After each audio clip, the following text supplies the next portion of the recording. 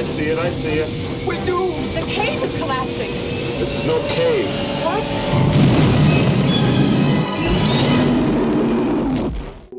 It's nice to be with you this evening. Can you all hear me? No. Can you hear me? Yes, you can all hear me. Okay.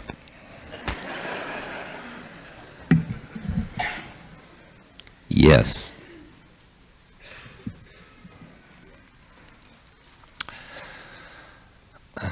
As I said, it's good to be with you this evening.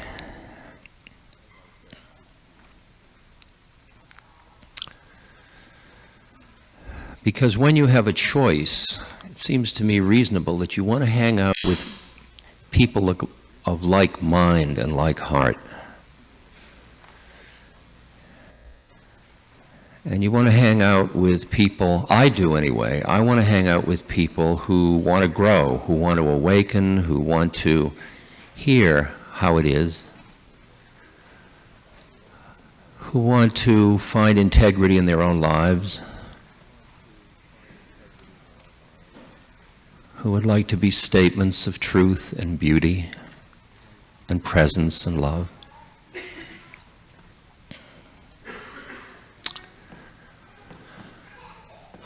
That's who I'd like to hang out with.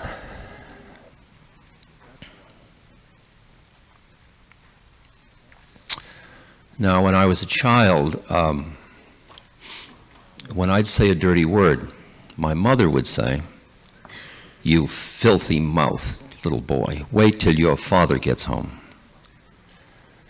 And poor father would come home tired, and my mother would say, "That dirty mouth little boy said thus and so." My father, taking his cue, would say, "Why, you little fool." And he'd get very angry, and now and then, when the word was foul enough, he would give me a clout on the behind. Well, now that makes me technically an abused child. So I could at this point join a group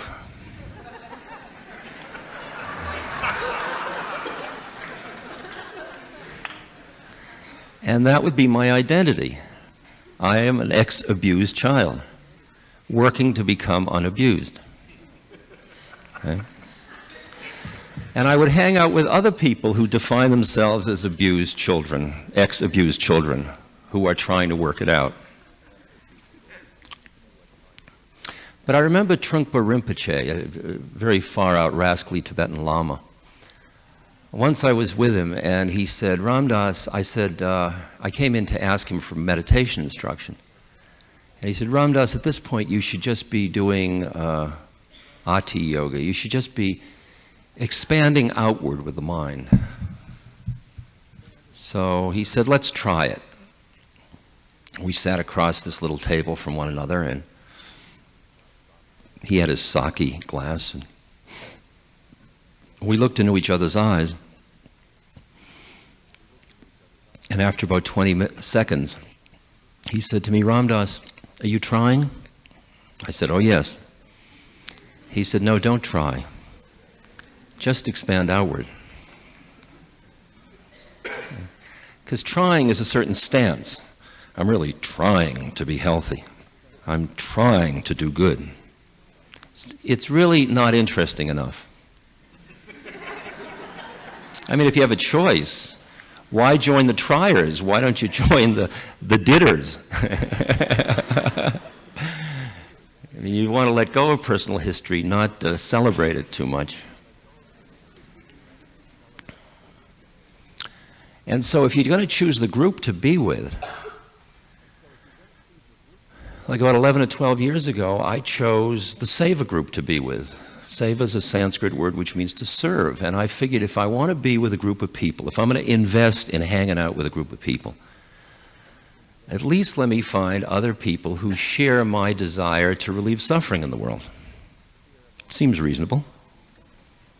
And I can tell you, 12 years in, it's the best game going in town for me. But it demands a lot. It's interesting. to join a group like that. Because if you really share the desire to relieve suffering, you find out very quickly that it's easy to do good, but it's hard to do good well.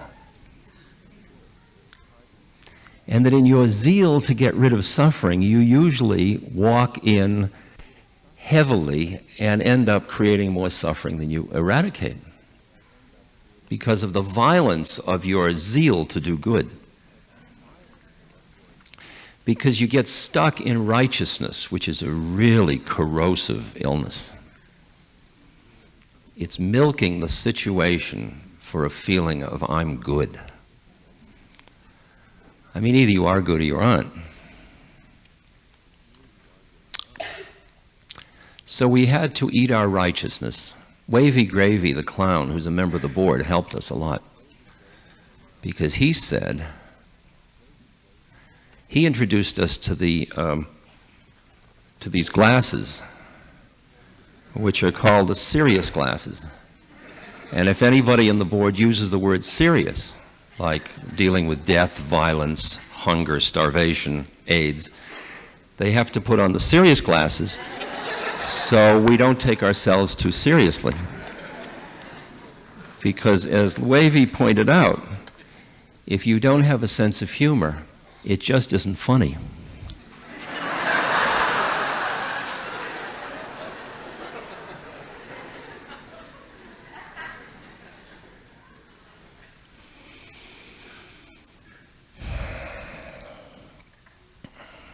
So we have to be very straight with each other so that the suffering, so that in our zeal to do good, we don't create more suffering.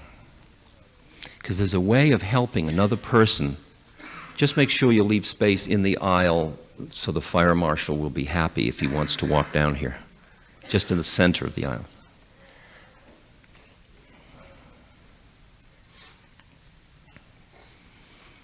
Because often when you do something for somebody, the act itself seems very good, but you're like Typhoid Mary.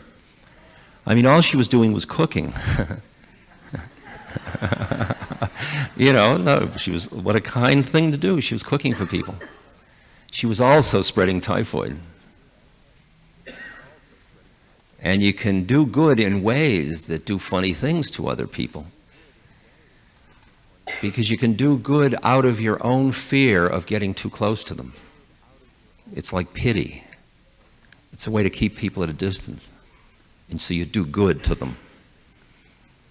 And that, in a way, makes them feel separate. There are ways of doing something for another person that separates you from them. And then there are ways of doing something with another person that bring you together. And when you begin to realize that the healing of the human individual, the spirit, the healing of the being, is a process of heart-to-heart resuscitation.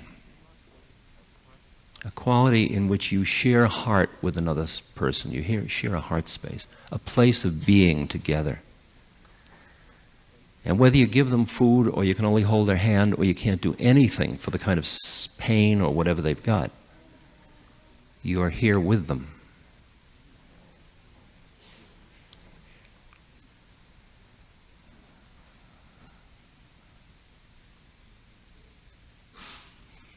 I work with AIDS, people with AIDS. And there's a person with AIDS with extreme symptoms, with KS lesions and with pneumocystis, pneumonia, and with numerous other opportunistic illnesses that have come because the immune system doesn't fight it off. And this person, let's say, is in his 30s. Very creative, talented human being who now realizes that probably his leaving his body is imminent. So his dream is crashing to the ground of who he thought he was. Now, what can I do for that person? I can commiserate with them. I mean, my heart can break because their heart is breaking. But also, if my mind is not too caught in the drama of somebody with AIDS dying, I can be an environment with my mind that will allow them to come out of the drama and just be another being with a different curriculum. Ah, dying of AIDS. How interesting. Instead of, oh my God, I'm dying of AIDS. Everybody in this room, including me, has a drama that you are milking for all it's worth.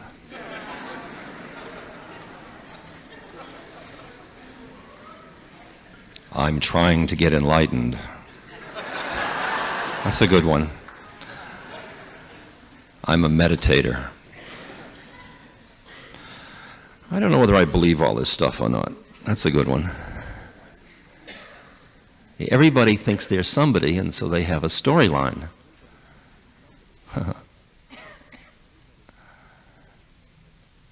And the problem is we get trapped in our somebodyness. We get so well socialized into being somebody. We went into somebody training when we got born, because our parents thought they were somebody, and they were certainly going to, somebody's train somebodies. They don't train nobody. So you become somebody. You really know who you are. You've got diplomas, and people say, she's really somebody.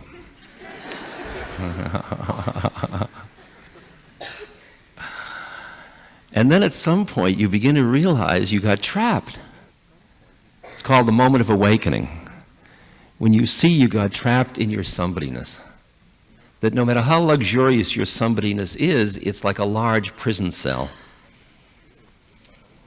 And usually the first thing you feel is sort of pain and dis-ease. So you go to a therapist, and the therapist helps you rearrange the furniture in the cell.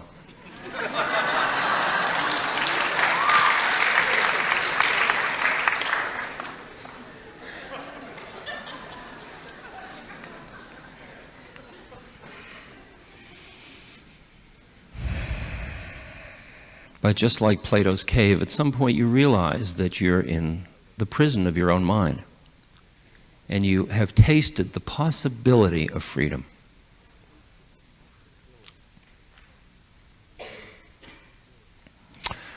Now that first taste is when you break out of the structures of reality that your mind has created. And for most people, that when they acknowledge that experience, everybody's doing it all the time, by the way. But the culture, if it doesn't support it, they keep it to themselves. They even keep it from themselves. That's even further out. They say, I was crazy. God, I got to watch my mind. I'm going out of my mind. Instead of, I went out of my mind.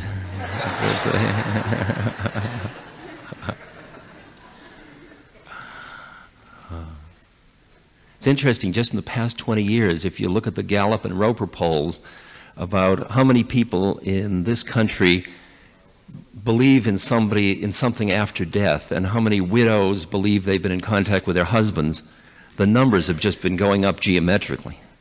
Now, do you think it's really been changing, or people are just copying to it? I think 20 years ago you didn't admit that. You didn't admit you believed in reincarnation. What a flaky thing to believe. But it creeps up on you.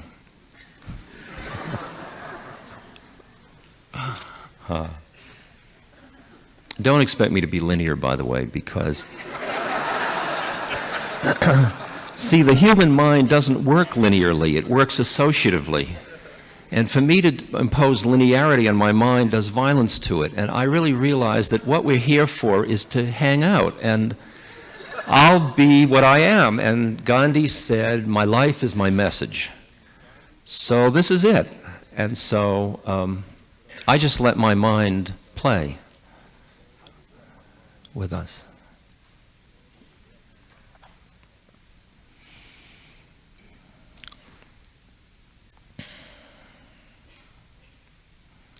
So you want to help another person, but it's very complicated, because If you are busy being a helper, you demand the other person be the helped. I used to be a psychotherapist, and I really thought I was a therapist. And if you think you're a therapist and you're in a room with another person, who could they be?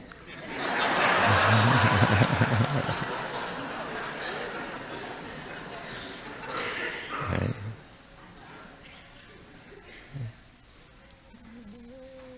And finally I realized that I could just be a being in another room with another being, and we do what we needed to do. If we needed for me to be a therapist, I'll play a therapist. You begin to appreciate that you can extricate yourself from your definitions of who you think you are. It doesn't mean you can't do all those things, but you don't identify with them. And you can take them on and take them off and put them on.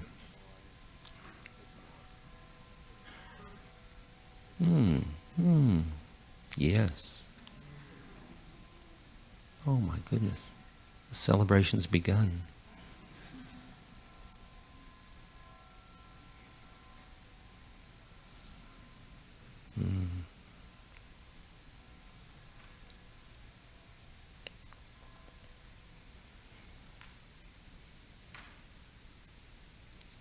So I sit with this being with AIDS, and I look until I see who's behind the being that thinks they have AIDS, and they think they're their body, and they think they're dying.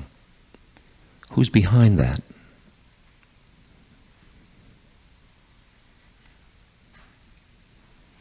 And the only way I'll see who's behind that in them is when I see who's behind that in me. So I have to get out of the way until I'm just here. And then I see another person just here. Are you in there? I'm in here. Far out. How did you get into that one? See? And it's like you see another awareness, another entity inside a different drama. It's just like two actors meeting on the stage. And they're each costumed for their part. And as I see that other thing in that person, I feel so much love for that being who is going through this process of incarnation that my heart opens wide. Because I recognize none other than myself, really. Because if you go back far enough in consciousness, you find out, go by interrelationships, and then you find out that you get back into awareness and there's only one of it. It's like the one God or one spirit, and then it comes into all these forms, and they're all like the one in drag. See, and the art is to see through the individual differences, to honor them, to honor our incarnation and our individual differences, but not to get lost in the drama of it. And so when you meet another being that you recognize, you in there, I'm in here, far out. How are you playing it this time? Well, I'm about to die of AIDS this time. Oh, didn't you do that last time? No, last time I...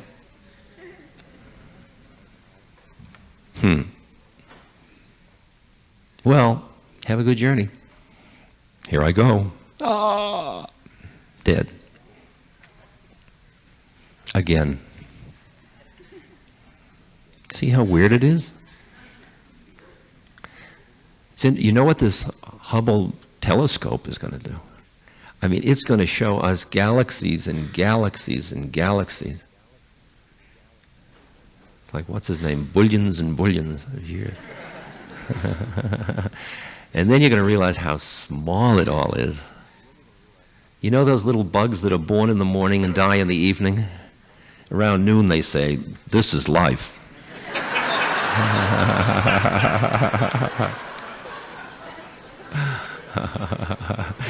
Time is so funny, you know. We have all these different time units that we take as real. I mean, when you're a corporation stockholder, the quarterly report is your time unit. When you're an arbitrager, which changes currencies, you're a 2-second operator. You can be made a millionaire in about 2 seconds just by buying the Japanese yen 1 second before everybody else figures out it just dropped or went up or something.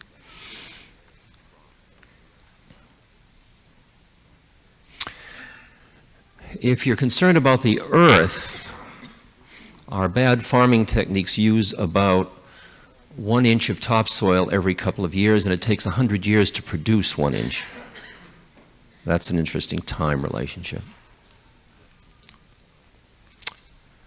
Then there's the time relationship that to raise a person with support from the state takes child care and lunches and school programs and summer jobs for school students, college education. Wholesale, that's about $40,000 when government gets it wholesale, it would appear. $40,000 is just what it takes of 17 months of one person in prison. It's an interesting trade-off. Yeah. But see, the predicament is that raising a person takes about 20 years. And our political time units are 2 to 6 years. People aren't going to go for programs that they're not going to see the results of, because it's not going to get them elected.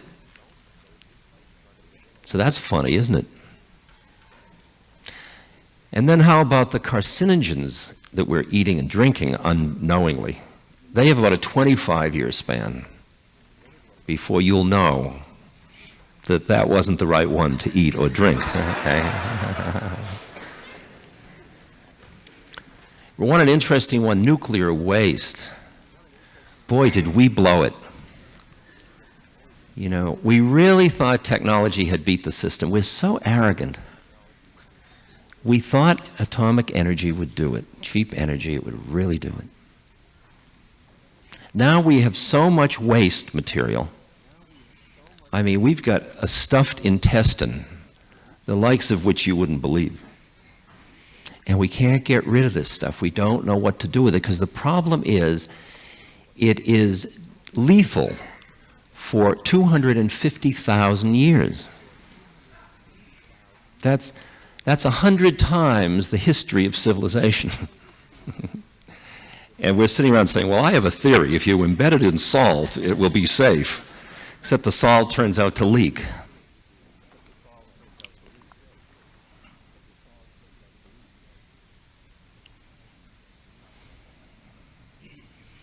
And Admiral Watkins, the head of the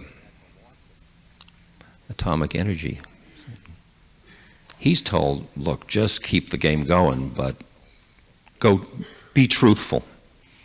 He's truthful about everything except that he's committed to keeping the game going. And actually, the mistake is the game.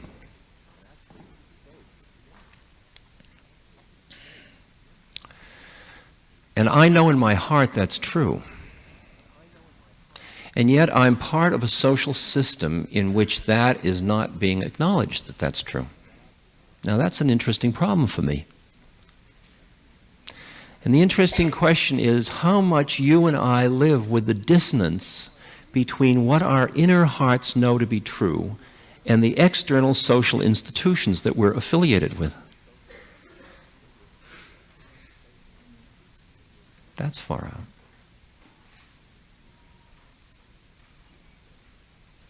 Something happened to me and a few others in the 60s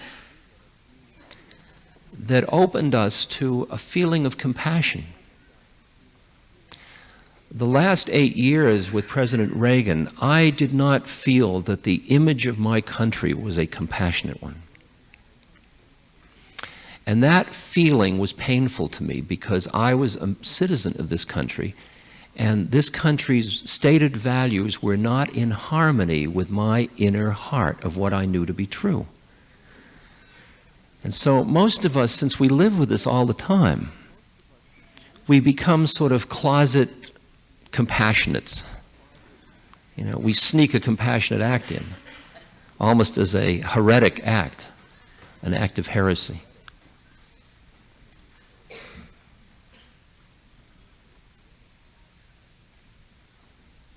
I mean, I work in Central America with Guatemalans, with Mayan Indians, beautiful Mayan Indians. Women whose husbands and sons have been murdered before their eyes by the army of a government that our government supports. And I'm there helping the Mayan Indians to survive. Now that's an act of heresy. It's going against my own country's policy.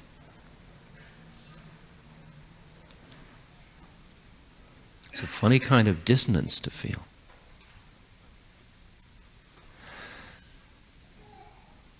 It seems to me what happened, I was just reading before I came out a book about the Freemasons. You know the dollar bill has a, you know that pyramid with the break and the, I mean, you don't think of dollars much about what's on them. You just, they go by so fast. But that pyramid says, it's translated as, the works of humans are incomplete unless they incorporate divine insight. And the belief of the Freemasons was that leaders must be guided by supra-conscious intuition. That doesn't sound like the leaders I know. And yet, 50 of the 56 signers of the Declaration of Independence were Freemasons, and 50 of the 55 people at the Constitutional Convention. So what we could argue now is not that these documents are not a method for integrating spirit into action, but that we are no longer able to read the maps because we're looking at it from a different place. We're looking at the individual as an economic unit, as a consumer or as an unemployed or employed person.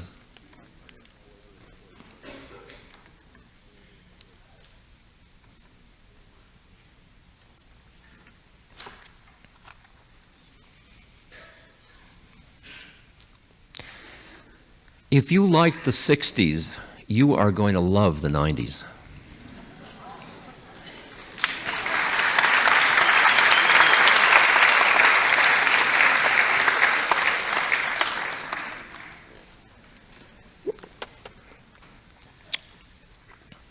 Because the 60s were a time of change, incredible change. Civil rights movement, Kennedy, Peace Corps. It was a time of compassion. It was a time of idealism. It was a time of awakening. It was a time in which the individual human spirit stood up and said, what we are doing in Vietnam is wrong. Not that the Vietnam vets who were over there doing it were doing what they thought was wrong, but that the whole system behind it was wrong.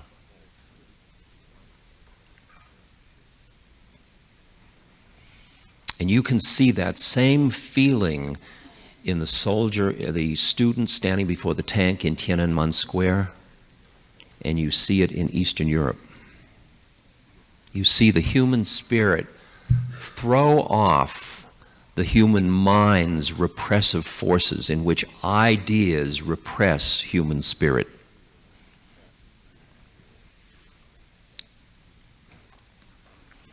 And you hear the word democracy as if hearing it for the first time, as if freshly heard. President Havel of Czechoslovakia comes to our Congress and he he blows the scene away with the purity of his heart and his truth.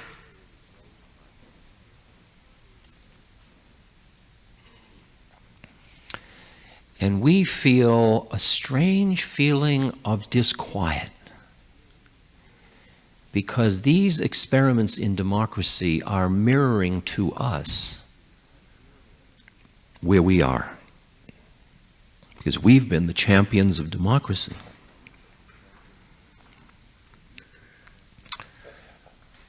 But our democracy was equated somehow with consumerism. Got lost. Our democracy at its height was the privilege of being Donald Trump, which is a bizarre obscenity. He isn't an obscenity. He's another soul living through his trip, God bless him. I mean, somebody's got to do it, you know. They used to sacrifice maidens, you know. For a year they'd build her, you know, she'd be the beautiful queen, and then they'd chop her up. And poor Donald. It's like a sacrificial lamb that we need in this culture. Because this myth of individualism is an obsession with us. And we've got to allow that one person can amass billions and billions of dollars and power and buildings, and people are afraid of him.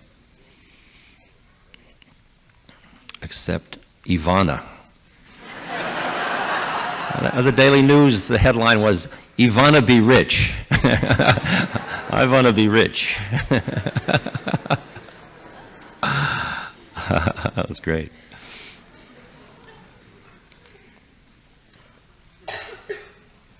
See, we're living in a time of outmoded myths. That the myths we have about who we all are aren't really interesting any longer. Not only aren't they interesting, but they are not good for our health. Not only aren't they, because they're starving us to death. First of all, they're wiping out our planet, because our myths were that you could take anything you wanted to make yourself. That was what freedom, that was what democracy meant. You could do anything you wanted to get what you wanted, to have it.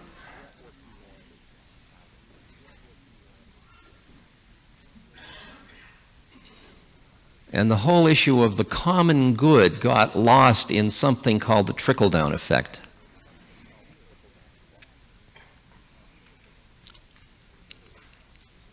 But talk about the 60s being exciting. Look at what you have at this moment. Politically, a whole sea of change in which everything's up for grabs all over again.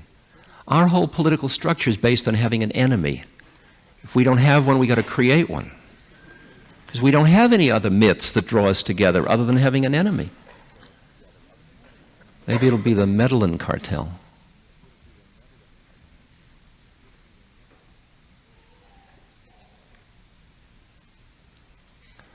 We've developed a whole web of no expectations of people telling the truth. I mean, it's so interesting that all of the North can stand up and say, yes, I lied to Congress and I did it for the common good.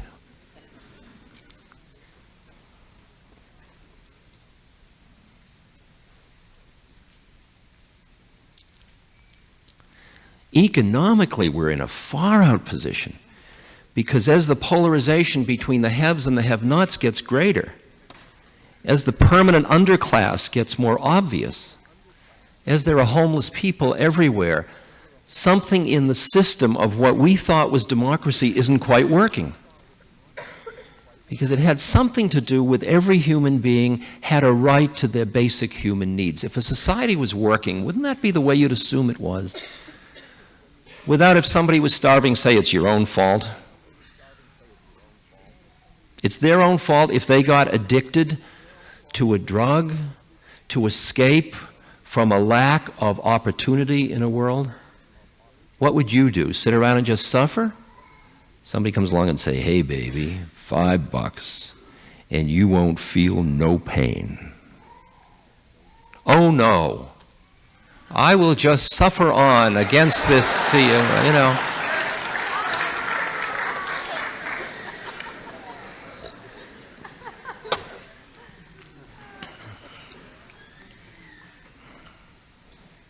I mean, homelessness is our problem. If any of us are homeless, we are all homeless. And it's interesting because as that polarization between the haves and have-nots gets further, and there are more have-nots than there are haves by far. I mean, you look at our society, which is 6% of the world's population, and we use something like 40% of the resources available.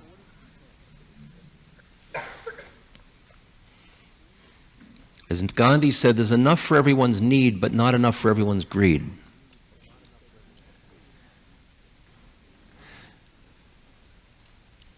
And those have-nots are breathing heavily at the door. Talk about the 90s being exciting times. They are not going to wait for an altruistic trickle-down. The South versus the North, political debt structures. The homeless around the corner. These aren't throwaways in a society. These are us. These are us. There was a large segment of this population that because AIDS struck gays and needle users said, well, that's fine. Will appear to be concerned, but this is fine. It's wiping out two very unacceptable populations.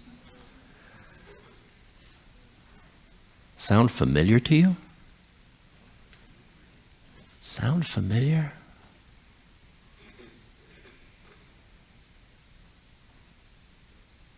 It's the Holocaust all over again.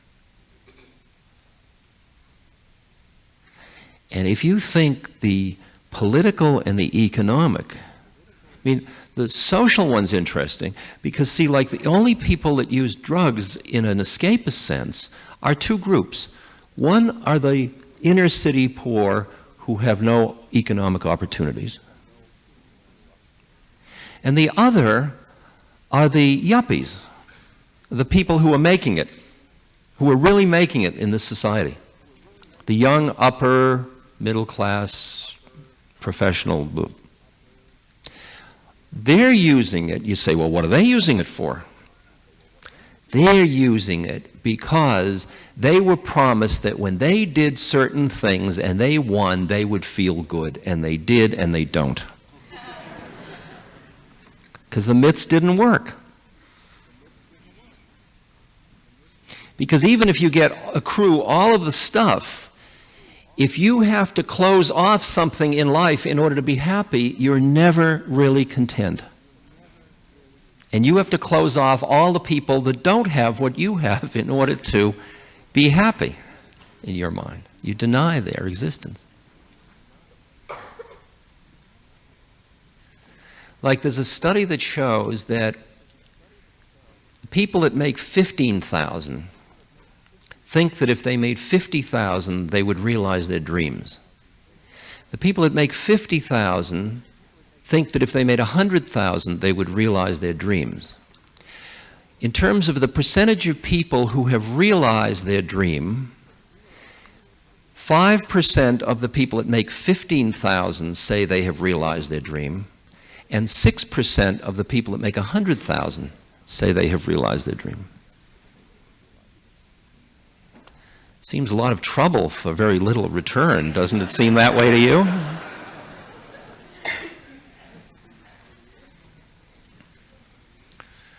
But see, to talk about not wanting to make more is almost un-American. Because you're not playing your part in the consumer unemployment cycle.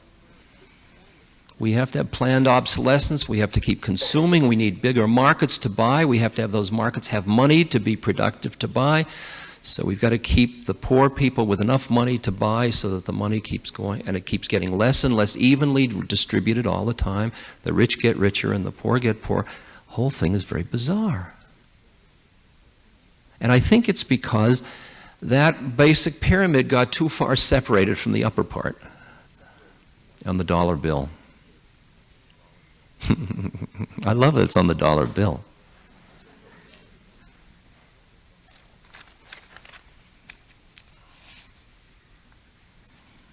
The thing underneath it says Novus Ordo Secularum, which means a new order of the ages is born. And Anuit Coptus, which is above it, means the one looks with favor upon our undertaking. That's nice.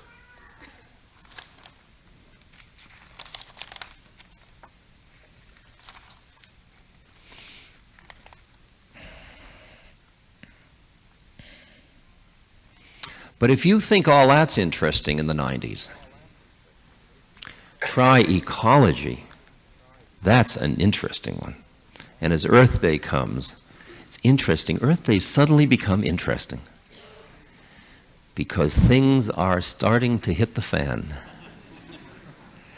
Because our unconscious use of resources is starting to... Only 5% of the world's rainforests are left. Every time you eat a Burger King, those cattle are grazing on land in which they cut down the trees so they could have grazing land, so you could have a cattle-fed beef patty. Every time you just use one of those nice styrofoam cups for the picnic because paper doesn't do as well, styrofoam will hold hot drinks easier. There goes the ozone layer. It takes decades to rebuild the ozone layer.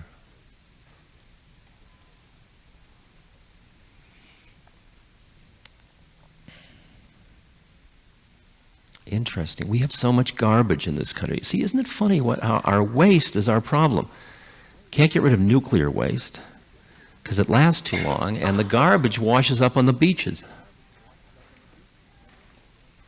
We don't know how to get rid of our garbage.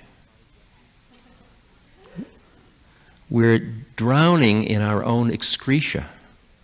Isn't that fun? If you don't have a sense of humor, it just isn't funny.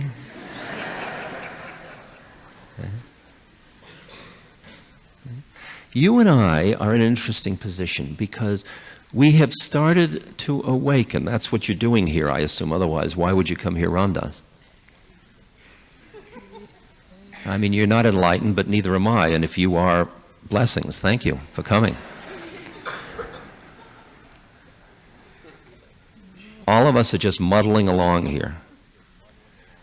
But once we taste that there is another plane of reality in which it isn't. What happens to us, most of us, when we start this journey is we taste that quality of, wow, it's not like I thought it was. Whew. And we call getting high. And then we figure out every technique we know to get high. Cooking a bouillabaisse, making love, surfing, whatever it is, crocheting, meditating, turning on, whatever, running 10 miles, working out in the gym. Boy, speak of endorphin rushes. Pumping, getting high. These guys are stoned in those gyms, you know. I didn't know what they were doing there all that time.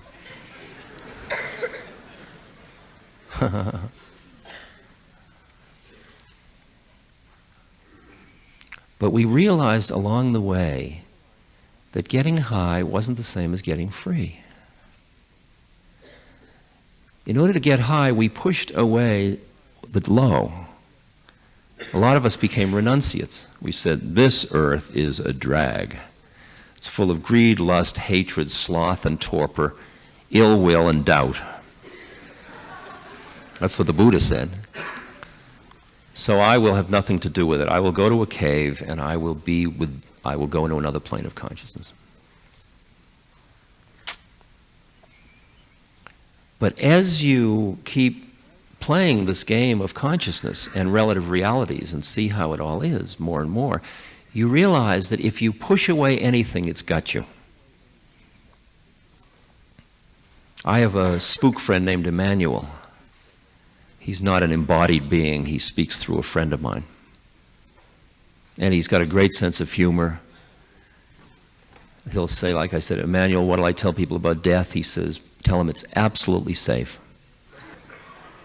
He said, it's like taking off a tight shoe.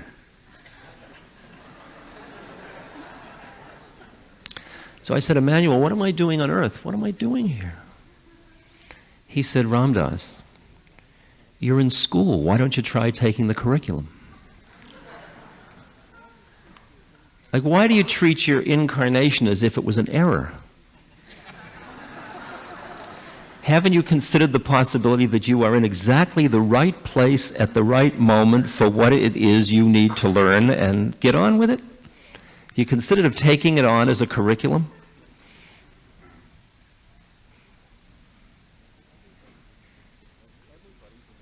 And everybody's in exactly the same predicament. Because you're living in a different universe than I am, and it's because of your desires that it's affecting what you're perceiving the universe to be. And your desires are what's called your karma. And so you're creating your universe. Some of you are sitting here being hot. Now it's hot, so we can all join and be hot. You hot? Pretty hot in here. Jesus, if it was a little cooler in here. Don't they have any air conditioning? What's going on? I'm really hot. My God, I am so hot. I don't know what to do here. We could spend the next hour being hot. But you know, in India, you talk hot. And when the juice is flowing, you don't care. The sweat's pouring down your body. It's all purification. So we're doing a kind of a spiritual sauna together. So enjoy it. Let your mind get a little mushy from the heat. Then you won't think so hard. Then we can be together more closely.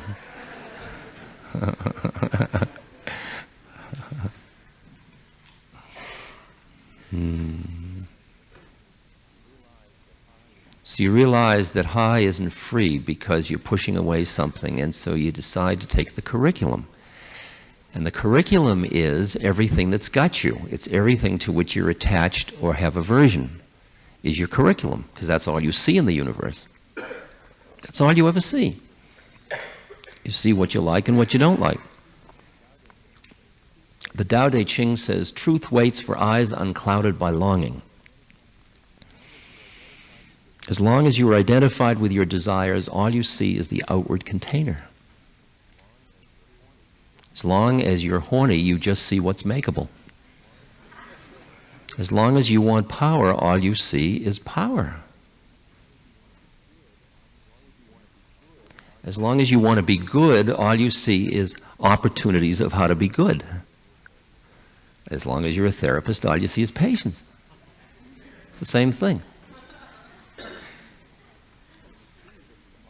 So you see that the art is to extricate yourself from your somebodyness, which is a whole set of attitudes and opinions and models you have about yourself. So you go into nobody training, which is far out. That's really sounds un-American, you know. I mean, I am in training to be nobody.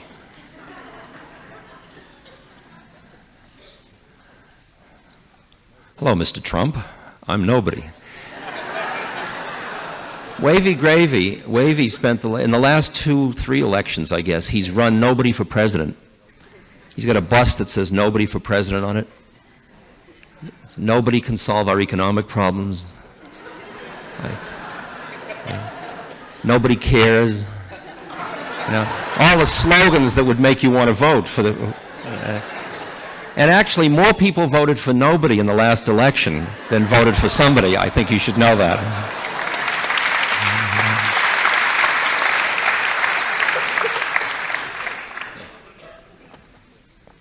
As a Chinese curse, may you be born in an interesting time. Question is, why is it a curse? Because it's a great curriculum. The curse is that you're going to get fascinated by it. See, that you're going to start a really, isn't this interesting? Wow. And then you'll milk the drama. Will the earth end or won't it?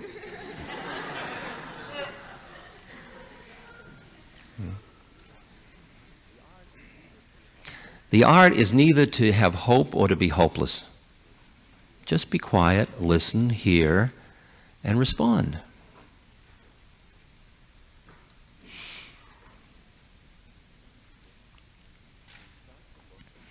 And so you start to look at the things that get you. Like I taught a course last year at St. John the Divine in New York. Seva and St. John collaborated in this. And it was 300 of us took this course, and each person had to participate in some service or political issue around homelessness. They either had to work in a soup kitchen or a shelter, or they had to get involved in a political action against the real estate developers or whatever. And then they all kept diaries, and then we had an open mic, so we got a chance to see where we were. And what it did was it opened Pandora's box, and people described how they had gone out of their apartment building to the grocery store every day for the past year, and there was always the same guy at the corner that was begging, and they sometimes gave him a quarter and sometimes didn't, but they never acknowledged that he existed. And you realize that the gift you can give another human being, a child or anybody, is attending to them. Whether you feed them or not, just attending to them, acknowledging there's a being there. And this woman was describing how because of this course, when she went down the street, she turned and she looked at this person and said, "Good morning." And how frightened she was of doing that. And what was her fear? Not that she was going to be violated on the street, although that may have been a fear, but in broad daylight in the morning, in the upper 60s or 70s where she lived. No. It was that if she opened her heart, there wouldn't be a limit. And she'd end up with that person in her house. And she'd lose her IRA, and the whole thing would fall apart. If you open the door with your heart, so you armor your heart against them, because you're not so far from them either. You could be a them, and you don't want to get too close, and you don't want to open too far. And so as a result of our fear of our hearts, we close down, because see, the mind, which is the instrument of our separateness, which is who we think we are, is protecting us from them all the time, because the mind thinks about objects, so everything is them, including you usually.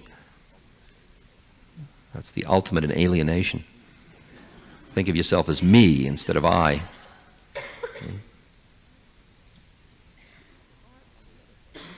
The heart, on the other hand, you know Mike's expression, "my heart goes out to you"? When the heart is open, you know when you fall in love with somebody, would you care if they used your toothbrush? You'd be honored.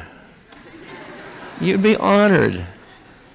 Let me do for you. Here, stay in bed. Let me get breakfast. Oh, here, this flower. I just want to give you this flower. You want to celebrate your beloved. The heart says, "Here, take my house, take my car, take my insurance, take it all." See? And so you're not going to let the heart have sway, are you? Holy.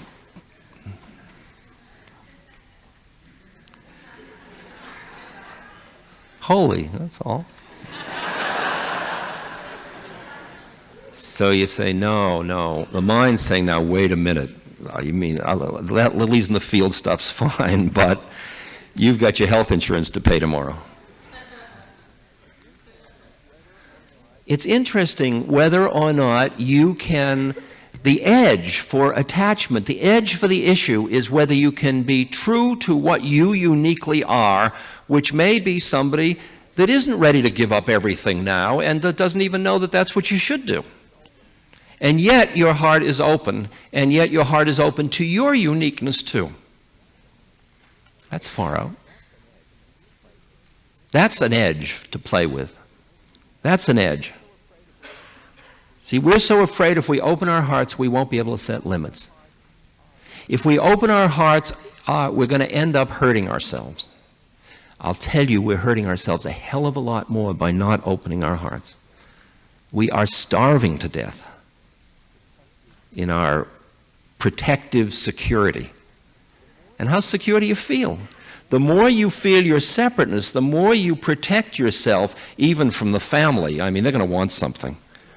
Uncle, he's going to want something sooner or later. And they're different. Generations, I mean, my parents are going to want something. I want to take care of them, but after all, I got my life to live. Everybody wants something. They're all them. You're in yourself, and you get more and more isolated, and you're starving. You wonder why you burn out, because you're not getting fed. But you'd rather have your independence than your food, than your sustenance for your spirit. You close your heart down. Interesting whether you can open your heart and still. Kabir, the poet, said, do what you do with another person, but never put them out of your heart. That would mean you could say no to a person, but you don't close down when you do it. That would be called unconditional love. But who's capable of unconditional love? Only people that don't set conditions. And none of us are that person. We all have conditions. I don't want you to murder me. That's a condition. I will love you as long as you don't murder me. That's a condition. You going to murder me? I love you. They know not what they do.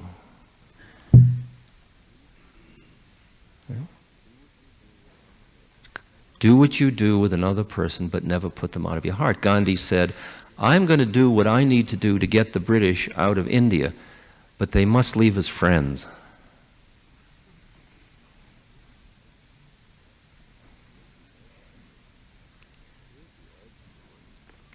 There's the edge to work with.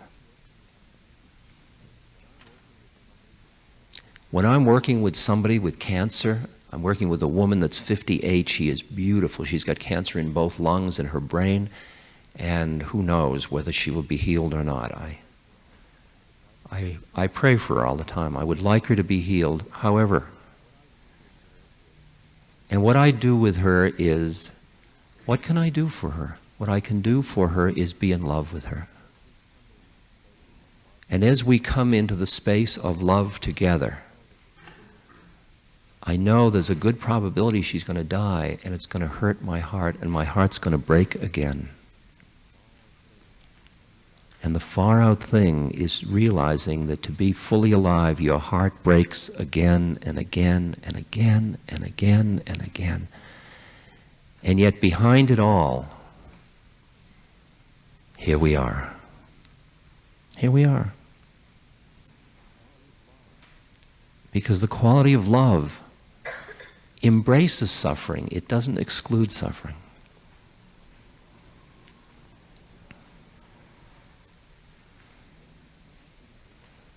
And as she comes into love, as we come into presence together, where there aren't boundaries, we're just sharing the moment together,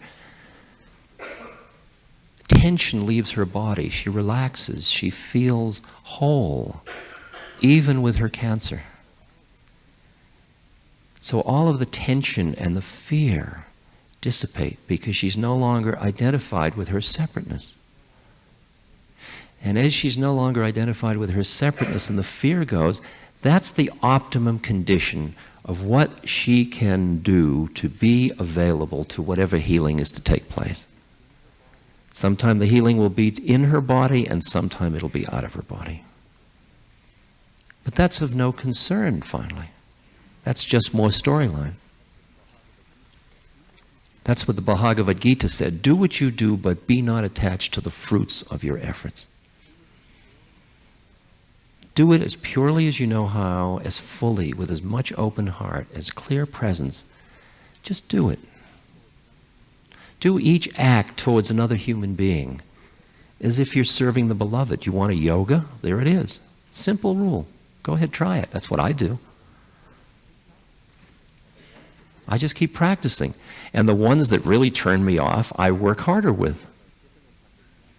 Like I used to have a difficult time with Caspar Weinberger. And so I took his picture and I put it on my puja table, my little prayer table, between Buddha and Christ and my guru. In the morning I'd say, "Good morning, Buddha. Good morning, Christ. Good morning, Maharaji. Hello, Casper. See? And then I'd see how much work I still had to do.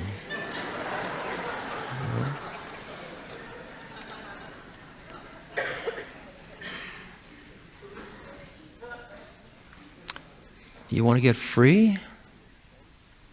Free to feel safe in the universe? To feel at home? Don't you like to feel at home here? Why don't you feel at home? I mean, it's just another feeling. Why don't you feel at home instead of not at home? No, I feel not at home. It's because you're so busy being somebody. And so you're pushing away the rest of it. The far out thing is that the survival for the whole game is in recognizing that you're part of family. Not just biological family, but social family, ecological family, the global village, and seeing that we're just parts of the process. We're just rent-a-parts. We're just moving in and out of our parts. No part is any worse or better than any other part. You just do your part. You do whatever your unique part is and do it impeccably. See, but the myths have to change. That isn't the American myth. Who are you? Well, I'm just part of it all. Doesn't sound like Donald Trump, you know. Ted Turner for local color.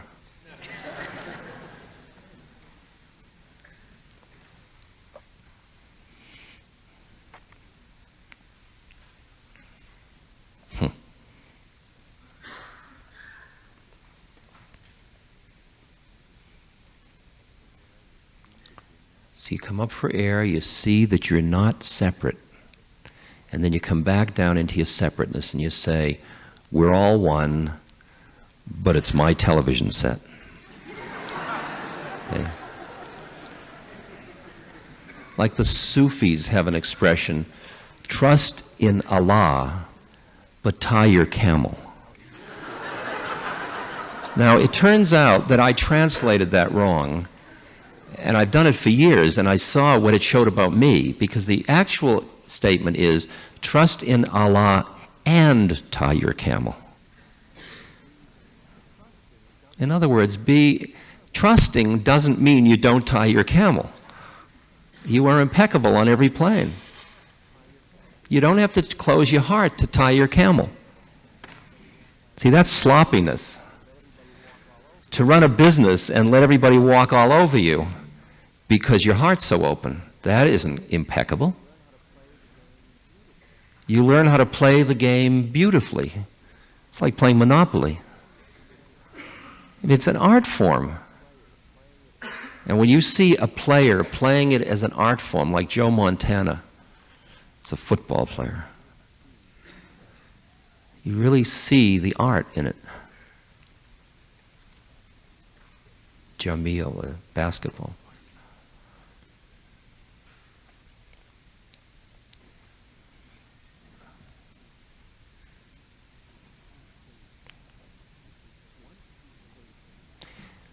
Once you taste the deeper truth of your being, and your faith in it gets strong. See, what happens the first time you get out there, which you're all the time, but the first time you acknowledge you got out there, then you come back and you feel you lost it and you're damned. And then you can't wait to get out there again. And then you begin to see that every time you get high, you come down, and every time you come down, you go up. It takes a while to figure that out. It's the statement, and this too will change. The change is inherent in form. It's always changing all the time. Just watch your mind for a minute if you don't believe me.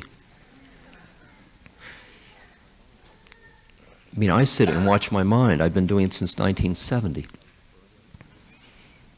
Like I was in Burma a few years back, sitting in a cell voluntarily from 3 in the morning till 11 at night, following the muscle going up and down in my abdomen with each in-breath and out-breath.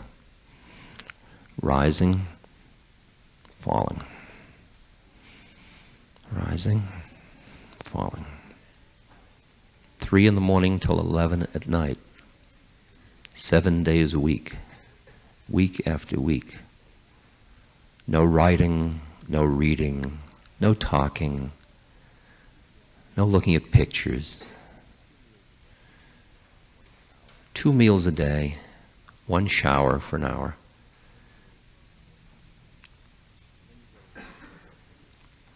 And then you go in and you report to your teacher once a day for 5 minutes.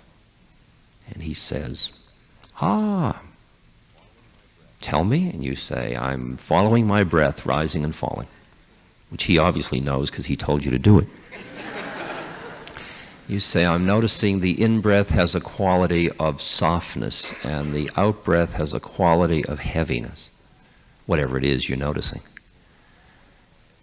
Last evening in one of my sittings, after 5 seconds, I became aware of a bird. I noted listening. In other words, my awareness went off to my ears. As soon as I became aware of that, I went back to my breath. Tell me, did you notice the bird on an in-breath or an out-breath?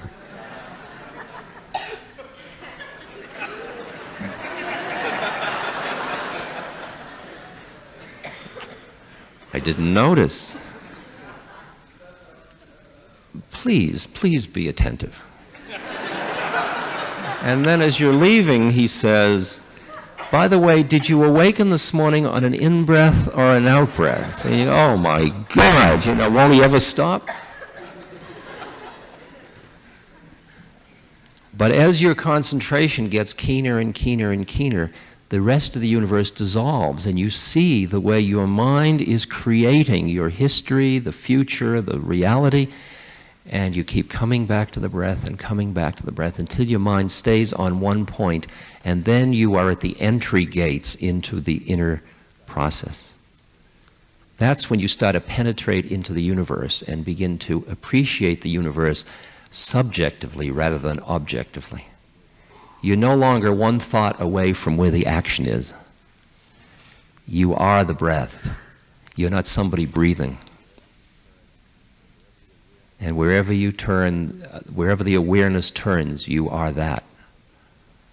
So you know the universe from inside. That's called wisdom as opposed to knowledge. And then you become wise because you are the earth and you are the opposite sex. And you are all of the people that are suffering, and ever did, and all the joy, and ever was.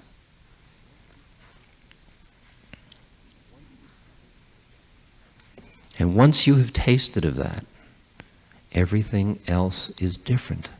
Even though you come back into getting caught in your separateness, you see now there is nothing to do but get liberated. And that gives you a meaning to your incarnation. It's like 2 people, one of them, they're both chipping blocks of stone. What are you doing, sir? I'm chipping a block of stone. And what are you doing, sir? I'm building a cathedral. It has to do with which astral storyline you buy into. And the best one around is awakening that I can see. Because that's the way in which you become an instrument that doesn't create more suffering. That's what seva is about, from my point of view. It's a yoga, it's a form, it's a vehicle.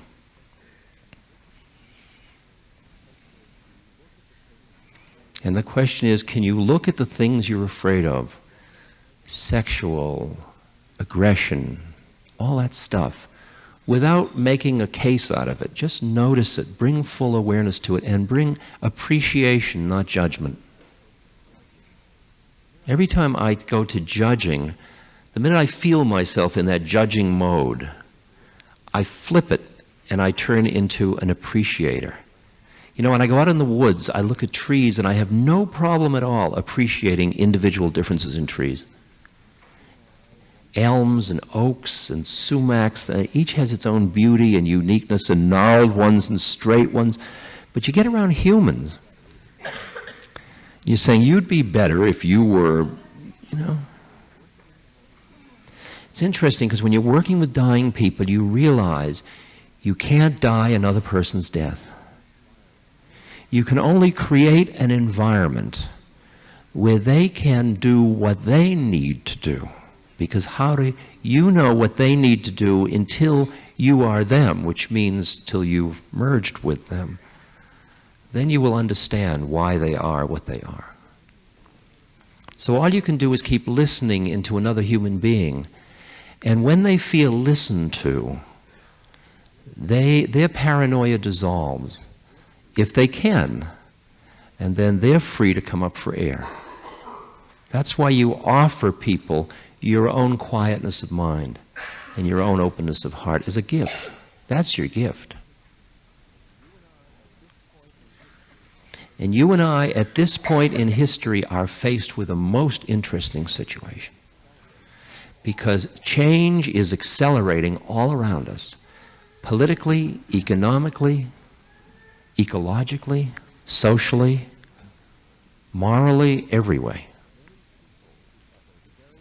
And many people who have a very heavy vested interest in who they think they are, in their bodies, in their acquisitions, in their personality, in their possessions, are going to get very frightened.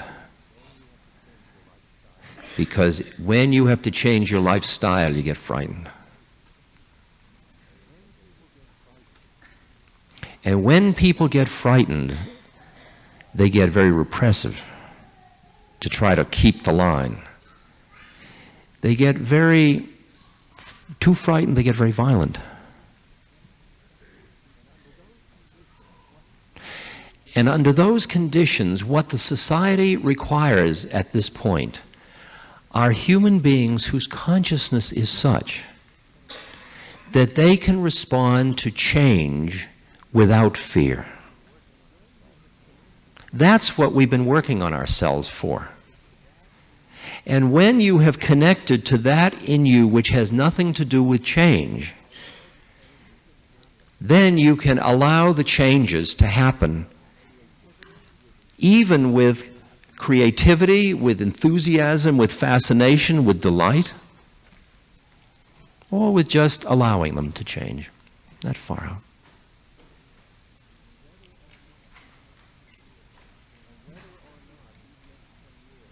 And whether or not these next 10 years are going to be ugly or not has a lot to do with how we use our collective consciousness. As Gandhi said, what you do may seem insignificant, but it's very important that you do it.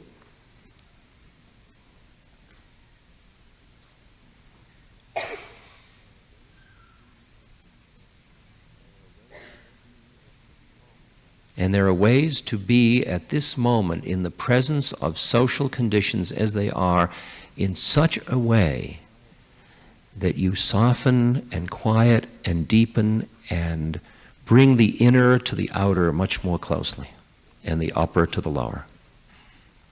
And that's why you work on yourself. And then you become part of the system of compassion, part of the system of Dharma. You become part of the system of the healing. You've just turned yourself into that. And you've acknowledged that's what you're doing. Gandhi said, when you have surrendered completely to God, you find yourself in the service of all that exists. It becomes your joy and recreation. And you never tire of it. Like, you think Mother Teresa, I mean, she's far out.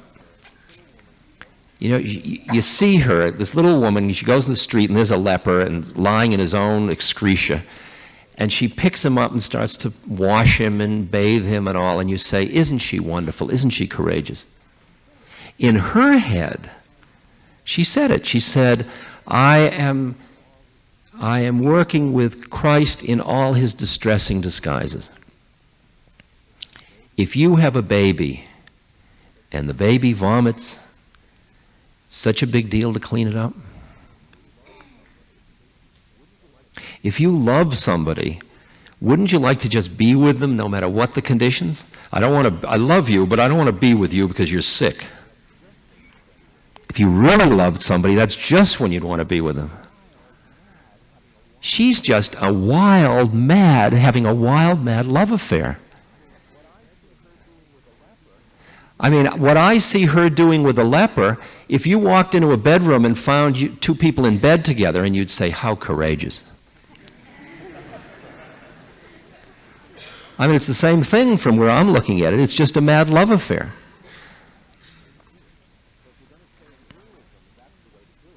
So if you're going to stay in dualism, that's the way to do it. Hang out with the beloved. But then you realize you're still trapped in separateness. There's still a somebody and me, and usually it's, I'm a schlump and it's perfect. To go the last end of it, you've got to say, I'm perfect too. Who, me? That isn't what I learned. That's chutzpah. Say, I'm God. You're God? Yeah, you're God too. Well, that's not so bad, but I don't think either of us are God. There's the problem. We're busy putting ourselves down again.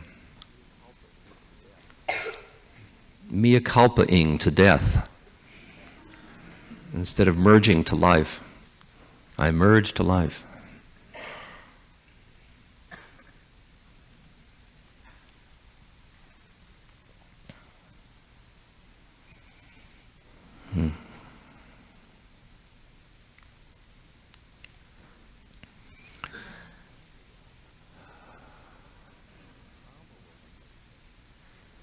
See, trauma will make us change. I mean, if things get bad enough, it'll force change.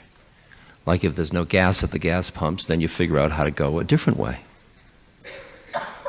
If you run out of water, then everybody gets together and passes buckets. You can do it for trauma, but it's a drag to wait for trauma to bring people together. Information doesn't quite do it, you see. Information will get you to do things that are really like, okay, they're on the way, like recycling. That's good. That's really neat. And people weren't doing that 5 years ago. You can teach old dogs new tricks without total trauma. The other thing that changes you is the inconsistency between what you know inside to be true and what you're living outside. And that lack of integrity keeps forcing it and forcing it and forcing it, until finally you start to create external institutions that reflect the inner truth of your being.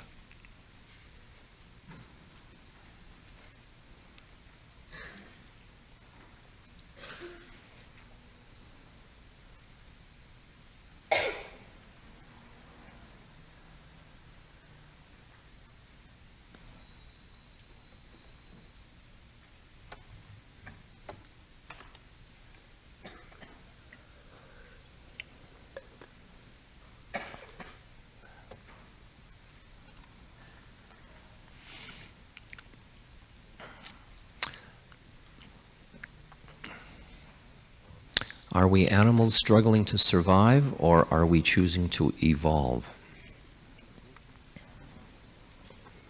The conditions are optimum for evolution at this moment. But if you get too frightened about survival, forget it.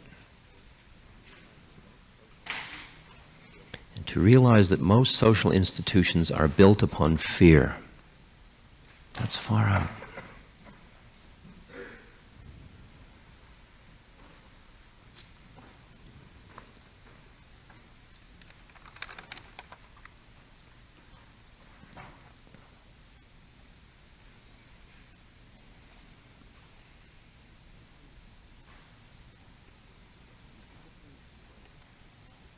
It's interesting how quickly you can change.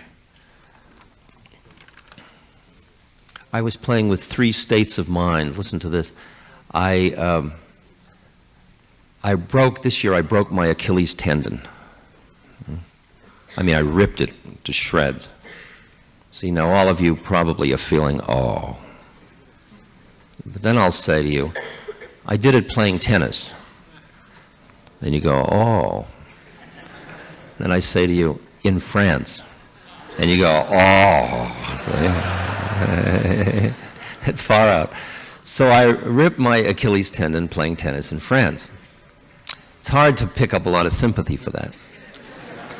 So there I was with my leg in a cast and with my crutches. Everybody said, oh, isn't that too bad? You know what, I was remembering that story, I think it's a Sufi story, of the guy who's got a horse, and the horse runs away, and the neighbor says, "It's too bad." And the guy says, "You never know." And the next day, the horse comes back leading a wild horse behind it, so now he's got two horses. Neighbor says, "Isn't that wonderful?" Guy says, "You never know." Shortly thereafter, his son is riding the wild horse and falls and breaks his leg. And the neighbor said, "Isn't that terrible?" You never know. Okay. The army comes through conscripting all the young people. The son's got a broken leg, they don't take him. Isn't that lucky? You never know. And on it goes. You never know. So I broke my leg. So that was a new moment. Now I could sit quietly. A lot of things I could have done, I wouldn't do anymore now.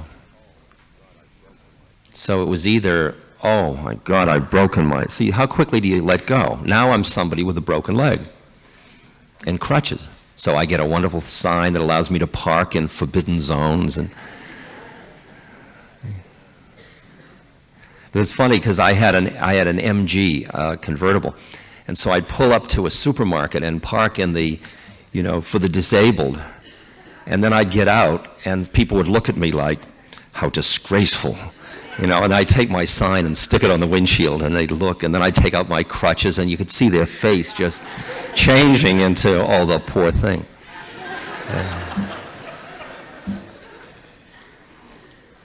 So I thoroughly enjoyed it. I mean, after the initial, oh, then, wow, look at this, isn't this fun? And my upper body got really strong. And so then I got out of the cast and I started to be rehabilitated. And I was taking a walk and I saw across the street an old yellow Studebaker. Some of you may remember Studebakers. And the model of it was one I wasn't familiar with. I'm an old car buff from in the old days. So I decided to go across and see it. And I was halfway across the street when the light changed. So I went to hurry up, and it snapped again. That's what I said. I mean, it was 3 months, you realize that. So this was another 3 months just then. So I went, ooh. Well now, isn't this interesting? All in search of the hit of a yellow Studebaker that I didn't even like. Isn't that life? Isn't that the way of it for all of us? Don't we do it all the time to ourselves? We're always after the yellow Studebaker, and we're always ripping our Achilles tendon and complaining. So then I decided, well, I guess it's not going to heal by itself, so I'll go have surgery. So I got in the car and I went to the hospital for surgery. So they give you an examination so the hospital can protect itself from you. So that's because we've got such a good health situation here, health insurance situation. It'll change though, believe me, it's getting a little top heavy. So the doctor walked in to give me the physical exam and he said, "Hello, I'm Dr. So-and-so." And I said, "How do you do? I'm a 58-year-old Caucasian male."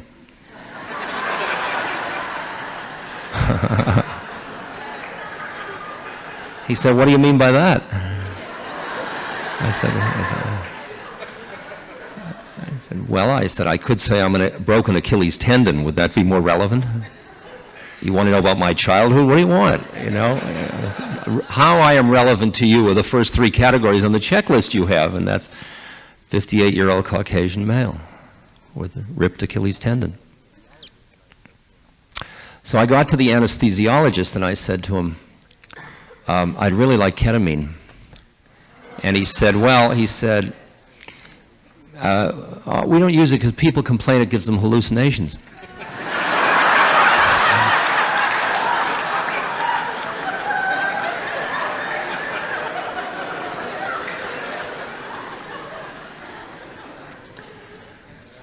But we became good friends. Because he wanted to secretly tell me about all of his inner work.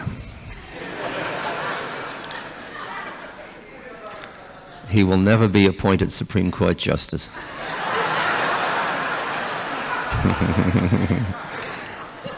At least for a few more years, till that's all that's left.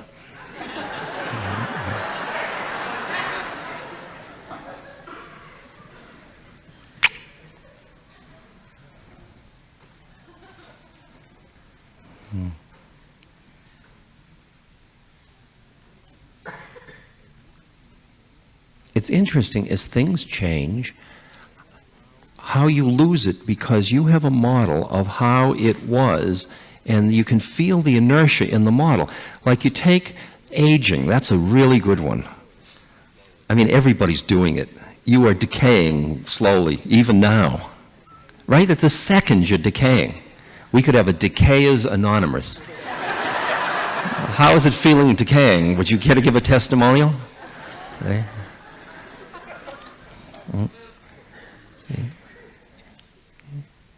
And then you say, I'm not going to stand for this. So you have your face changed, lifted. Okay? Because you're going to defy time. Because you're so identified with your body. I mean, to me, change is change. It's neither good nor bad. It's what it is. I mean, look at this. This is now a 59-year-old decaying hand. It's beautiful. The veins all stick out, and they didn't used to do that. They're really beautiful, too. You know? It's really smashing. But see, if I thought I'm supposed to be young and virile, you know, yick. Okay? But that was just a model in my head. Like when people lose their hearing, their sight, and have arthritis, then they can meditate more. And they're not as disturbed by everything going on around them. How wonderful, you know? I mean, what more blessing could you ask for after you've been rushing around and finally you can sit still for a while? Everybody's bitching.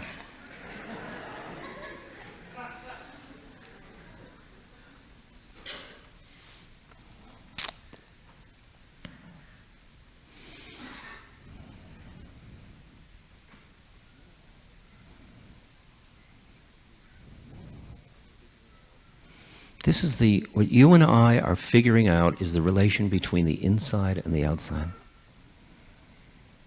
And our work is both on the inside, that is to quiet our minds so they're not trapped by our thoughts all the time, and to open our hearts. And then on the outside, to do what you do as a result of that. And that ends up being compassion. Because the quieter you are, the more you see you're part of everything. The more you see you're part of everything without fear, the more, if you're suffering, here, let me help. It's me, it's us. It's us. For us in Seva, those Guatemalans are us. Those Nepalis are us. The American Indians are us, on whom we have practically committed genocide. Speak of bad karma. Whew. Wow. No wonder we're suffering. We got a lot of cleaning up of our act to do. See, we just walked onto this land and looked at these people and said, they're primitive, what do they know?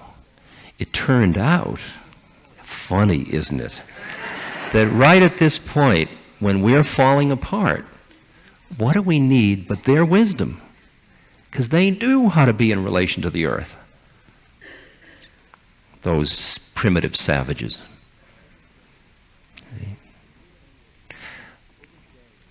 So we're in for some changes. William James said, when a new idea comes along, there are 3 stages. The first stage you say is, that's the silliest thing I've ever heard of. The second thing you say is, that has to be stopped before it does harm. And the third thing you say is, you know, I thought of that myself 10 years ago.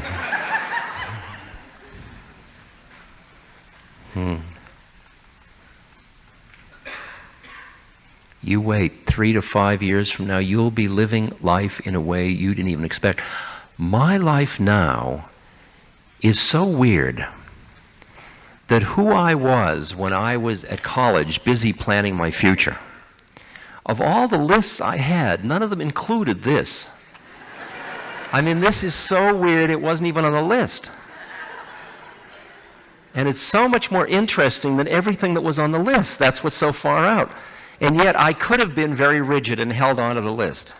And then I'm living in the dead old ideas. That's what most social institutions are. They're old ideas. You've got to keep rejuvenating them, reinvesting them, like a marriage. You've got to keep reinvesting it, sitting down and cutting through all the roles everybody gets entrapped in to find the living truth.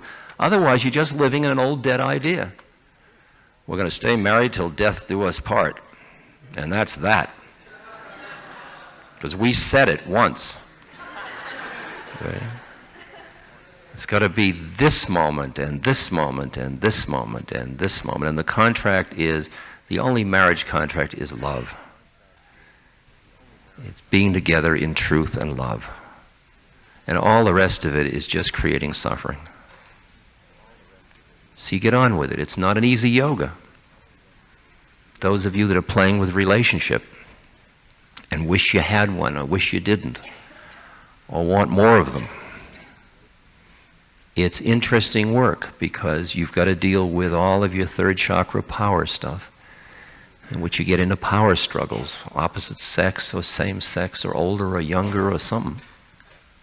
And you got to cut through all that and find, it's like every relationship's like a triangle, which there's this person or this nation and that nation, and then there's the awareness that's shared by both of them.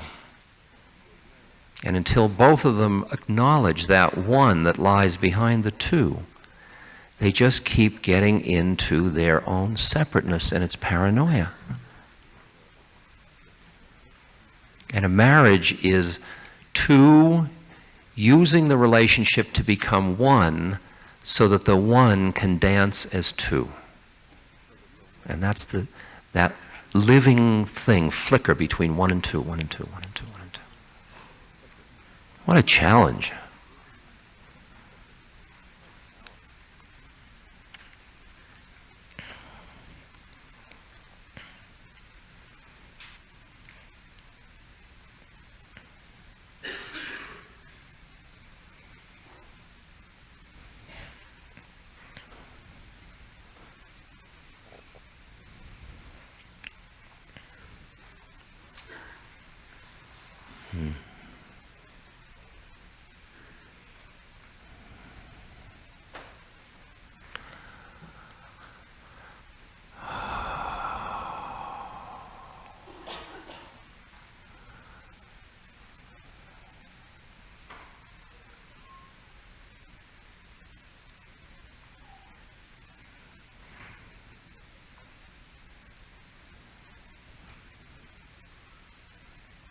Just right in here, in this silence.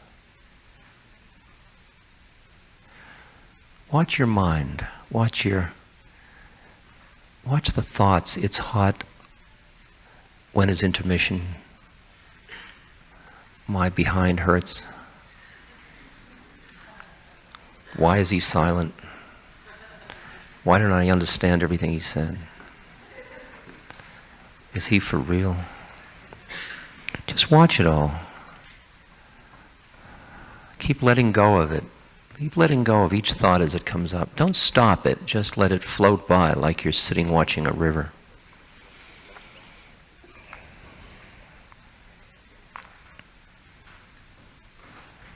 And come back to your breath. Just breathing in and breathing out.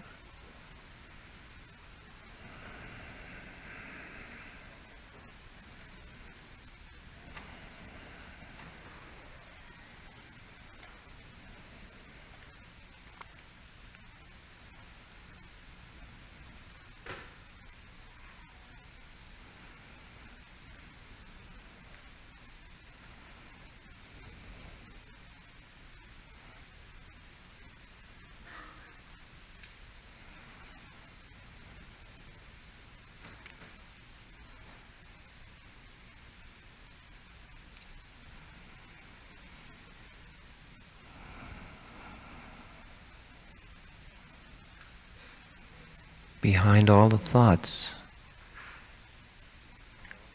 here.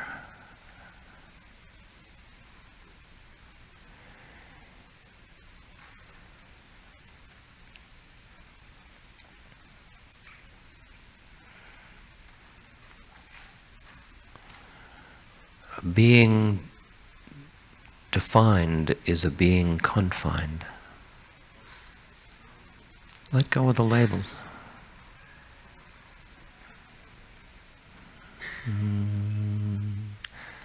It's a nice Hindu chant in which you're just letting your heart open to the formless, to the one that is formless.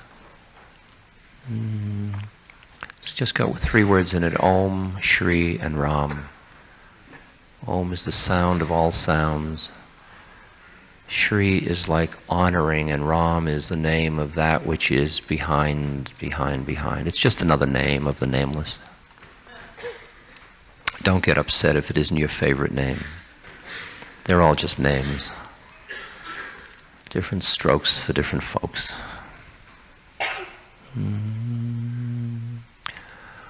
Om Shri Ram, Jai Ram, Jai Jai Ram. Om Shri Ram, Jai Ram, Jai Jai Ram. Om Shri Ram, Jai Ram, Jai Jai Ram. Om Shri Ram, Jai Ram, Jai Jai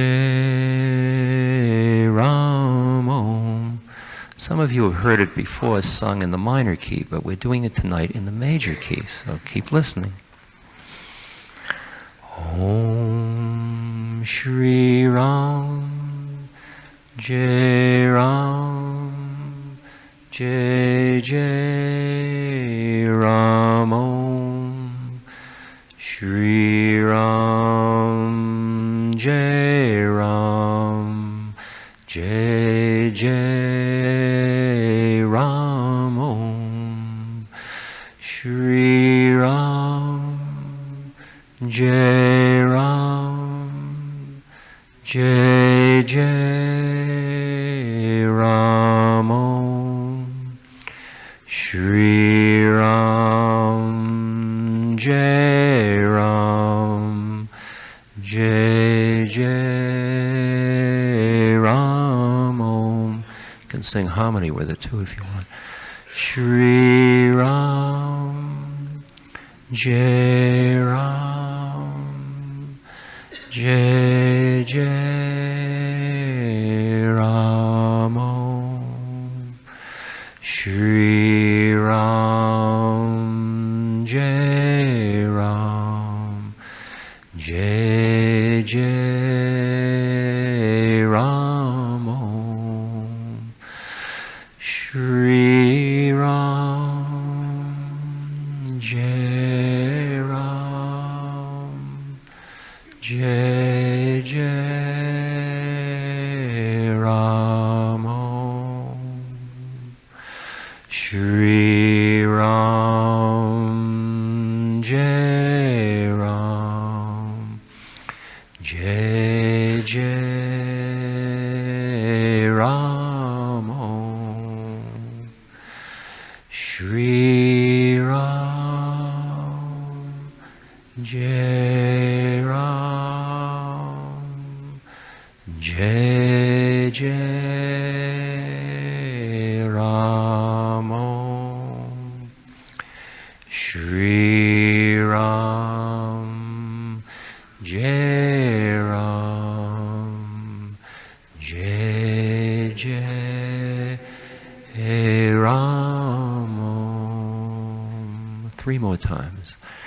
Shri Ram, Jai Ram, Jai Jai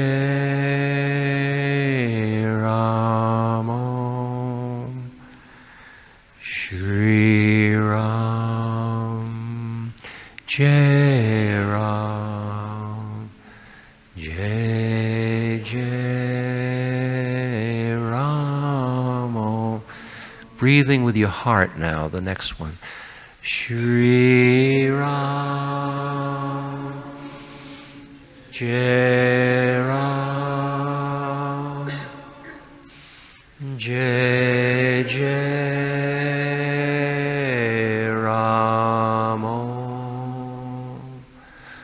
Shri Ram, Jai Ram, Jai Jai Ram. The love between the form and the formless, the last time. Shri Ram,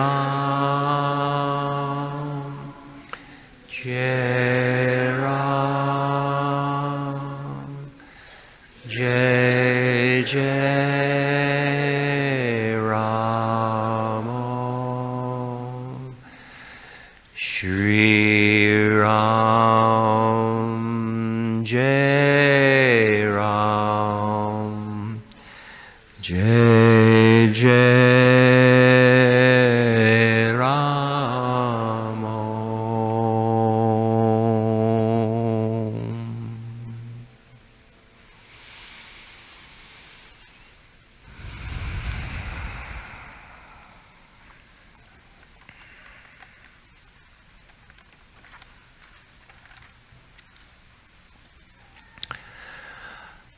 Yeah. In about 2 minutes, we're going to take an intermission. But before we do, let me say the following.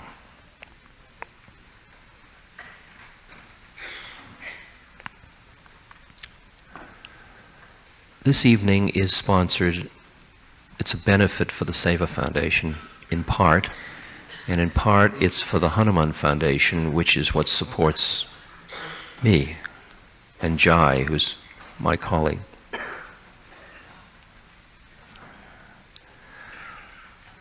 Seva Foundation, as far as I'm concerned, is an experiment on the leading edge of our attempting to bring the inner to the outer. You have donated generously in coming here tonight. If, however, you happen to have an extra quarter, or 50 cents, or $1, or $100, or $1,000, or $1 million, that you would like to be shepherded responsibly to the best of our ability to relieve suffering, there are boxes out in the lobby that would welcome your check or your coin.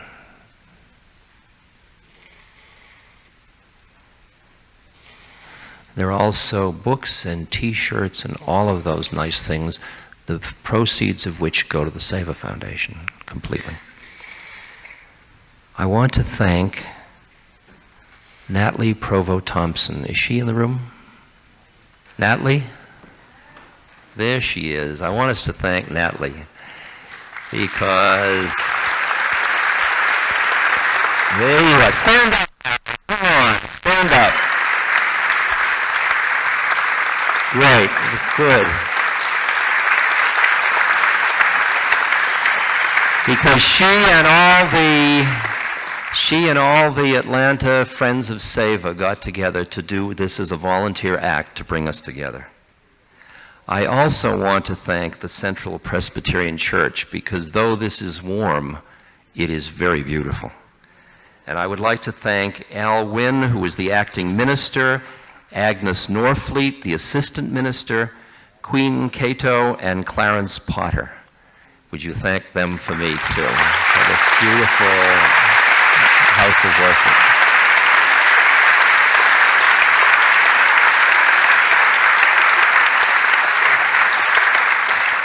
2 more announcements. Coming Friday, April 20th, Thursday the 19th, and Saturday and Sunday is a friend of mine who'll be teaching in this area, Robert Gass. And the Thursday evening is a concert type stuff, and Friday is Healing the Healers, a workshop for AIDS caregivers. And there's information out on the tables about it. Last announcement is, one more announcement. This is a new book. It just came out last week called By His Grace. Those of you that are aficionados of my buddy down here, Neem Karoli Baba, if you've seen Miracle of Love, this is the next volume, so enjoy. And the How Can I Help book, which is concerned with how to not burn out in doing service, is out there. Last announcement, anyone parking in the Georgia Plaza lot needs to move the car at intermission because the lot closes at 10:30. So either get in it and drive away or move in it and come back. After the intermission, which will go on for half an hour, in which I'd like you to look at one another and recognize that it's only us. You know, really. After the intermission, those of you that would like, come on back and we'll reflect together, questions and answers, and who knows what we'll do next. So take a break and then come on back. Thank you.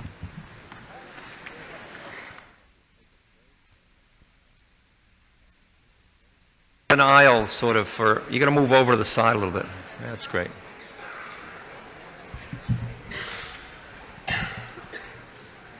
Good.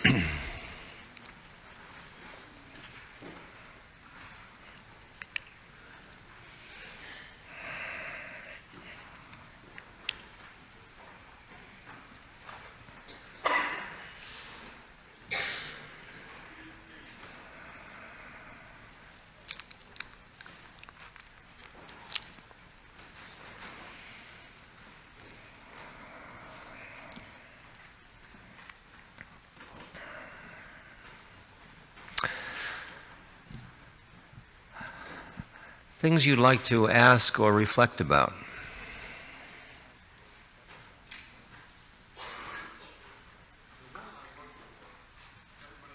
I'll repeat the questions.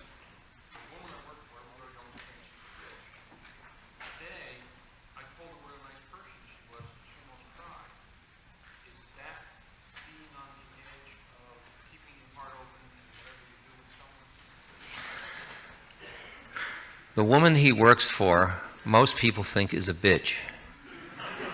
But today, he said to her, is that what you said? Yeah. I'm just a reporter, I'm not a... But today he told her she was a nice person. And she cried, almost cried. And is that being on the edge? It's interesting because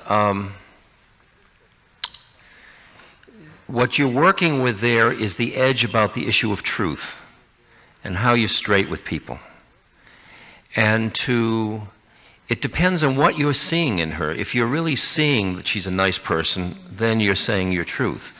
If you're doing it, even though you think she's a bitch, to change her, then it's manipulative. Can you hear? And only you know which it is.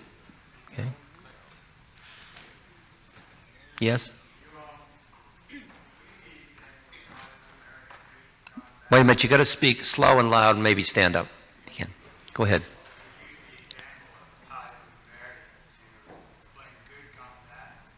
Yeah. Can one foresee such a catastrophe, or are they just due to the loss? You said about going bad. What did you say? What was the example? A marriage? Yeah. A what? Typhoid Mary. I see, yeah. There is the Typhoid Mary example. Could you have foreseen that? Could you foresee that? There is a place of consciousness where everything is known, past, present, and future. In order to be part of that, you have to cease being who you are. So who you are will never know everything, but everything is known.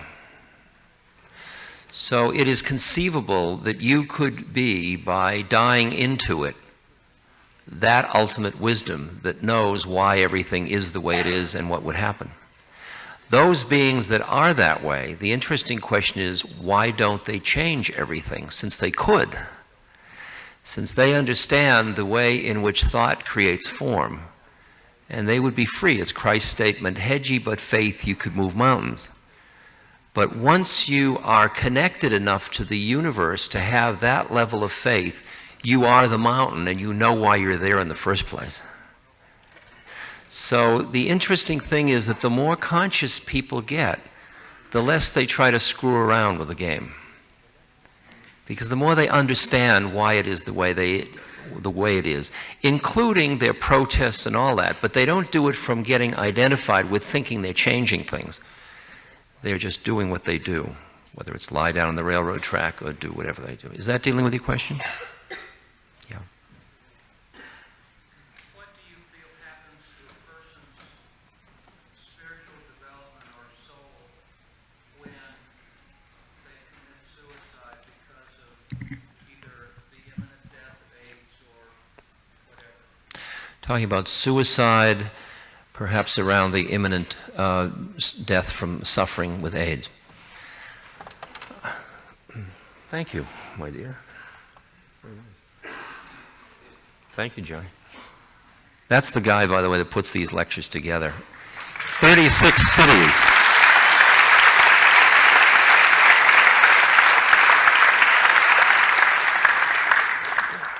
I'm just a pawn in his game.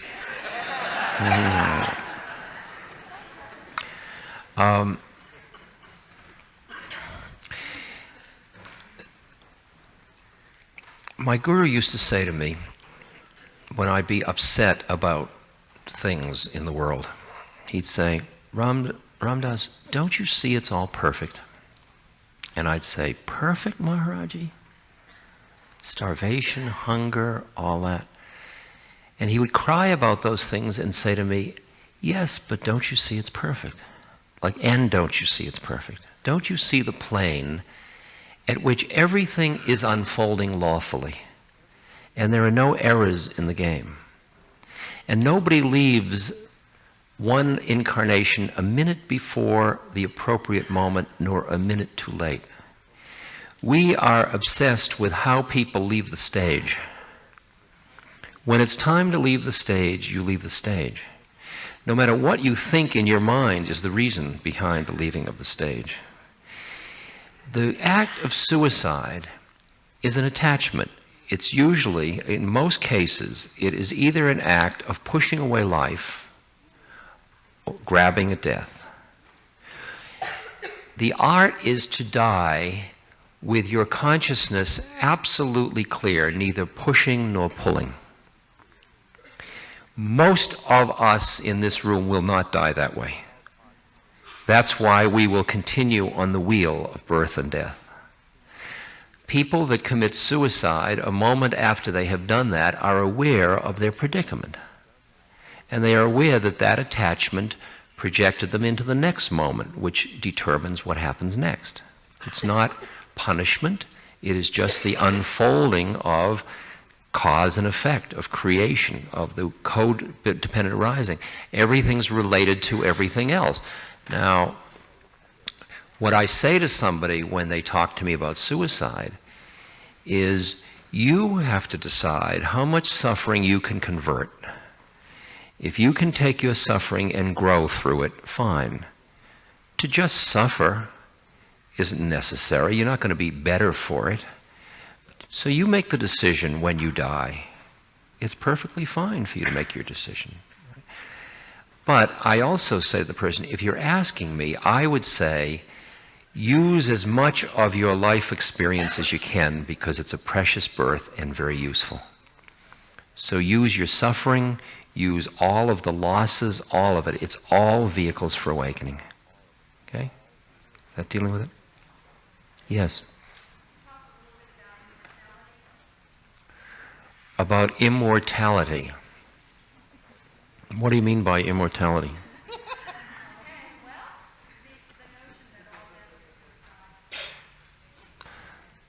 And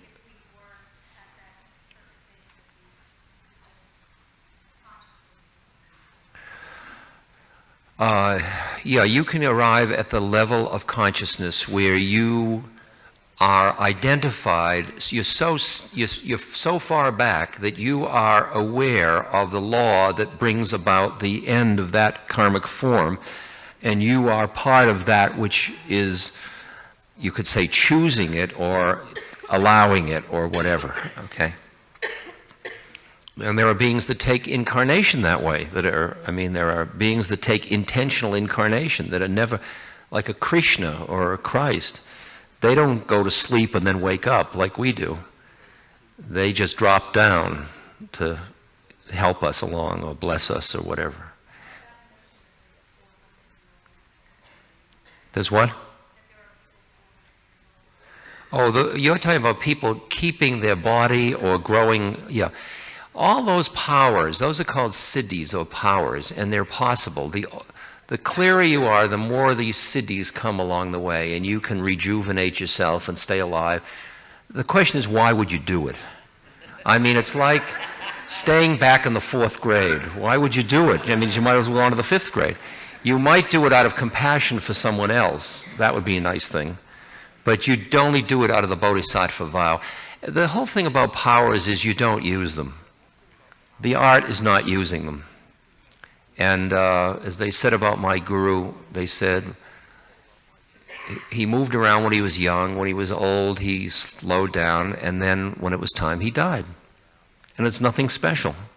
And yet he had all those powers. So, my friend Tim has already made a deal to have his brain frozen. So later I said, what body are you going to come back in, Tim? Imagine this 19-year-old girl with your brain. My God. Thought is appalling. Yes, sir.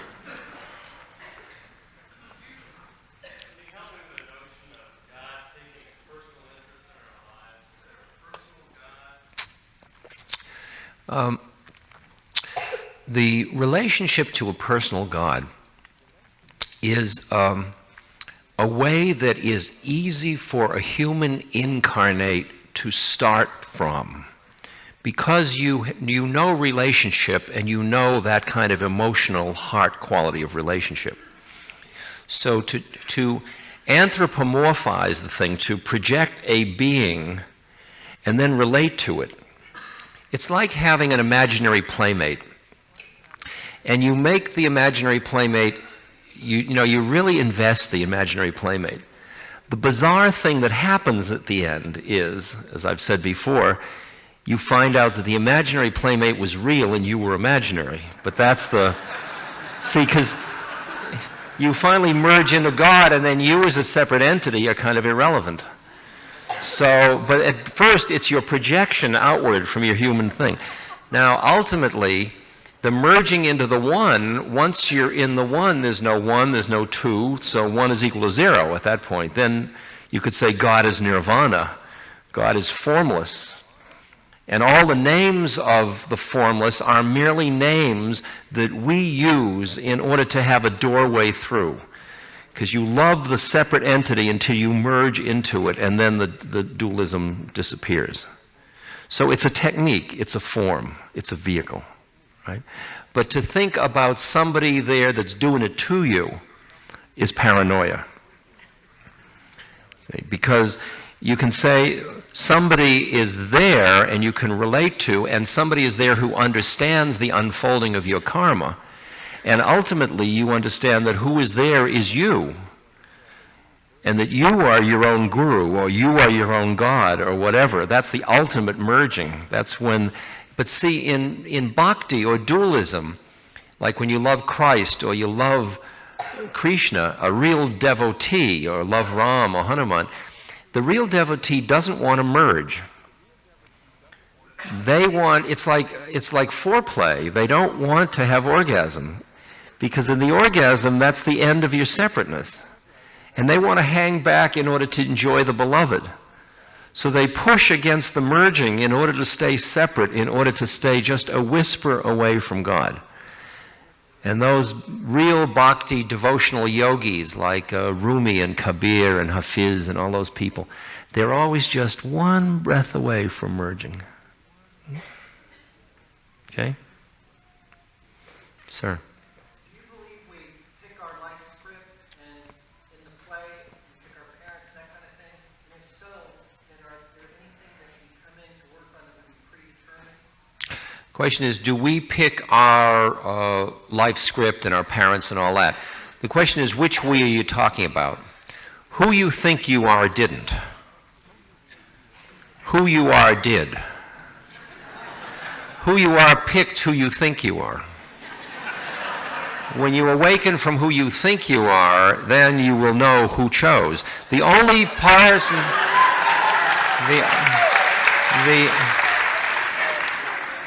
you who you think you are has no free will. You're being had. You are just lawful stuff unfolding. Who you are is free. Okay? So you're dealing with that paradox. So die. Out, brief candle. Questions? Yes. Would you?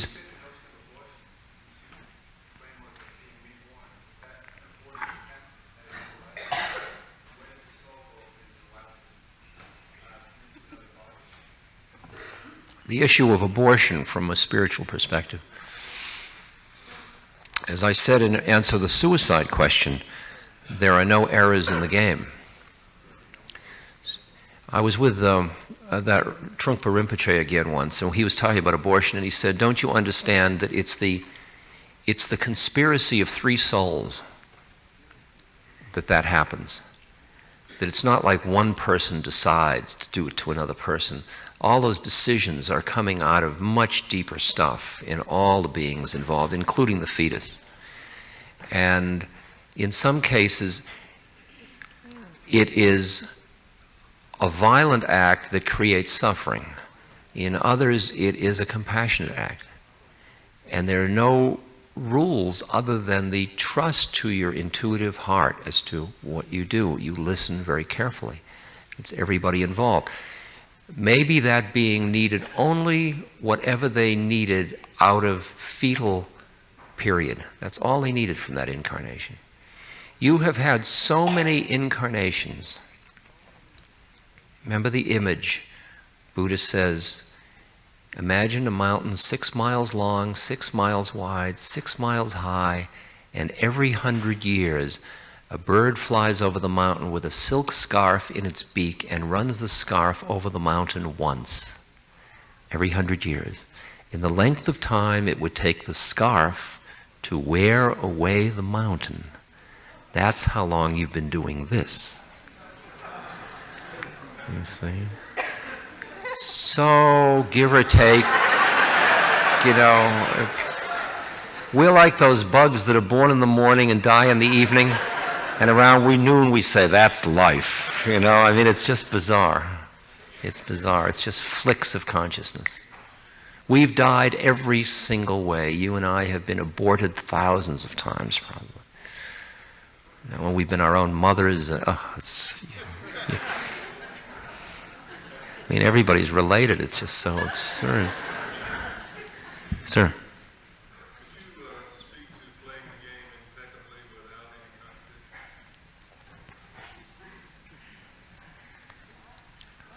To playing the game impeccably without contradiction? What do you mean by that?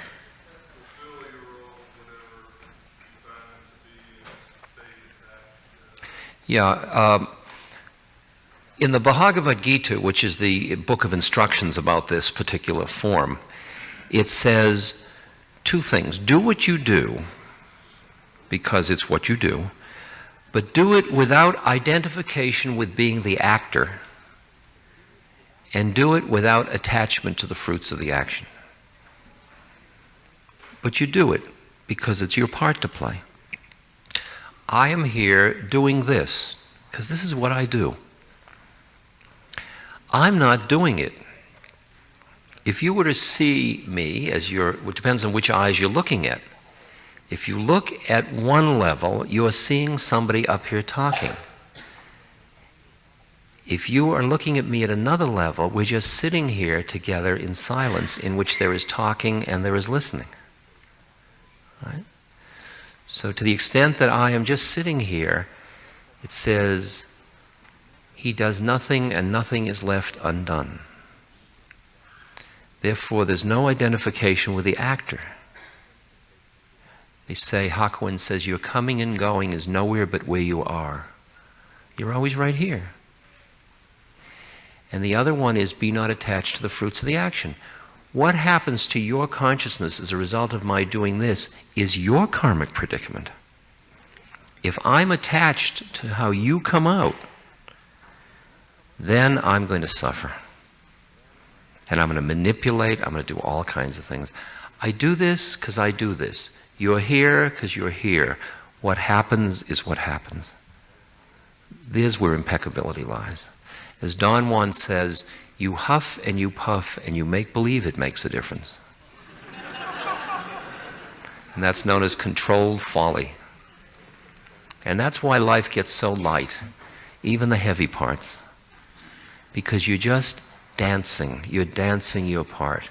And so you're an impeccable father, an impeccable mother, and you're an impeccable protester, or an impeccable judge. Whatever you do it cleanly and impeccably.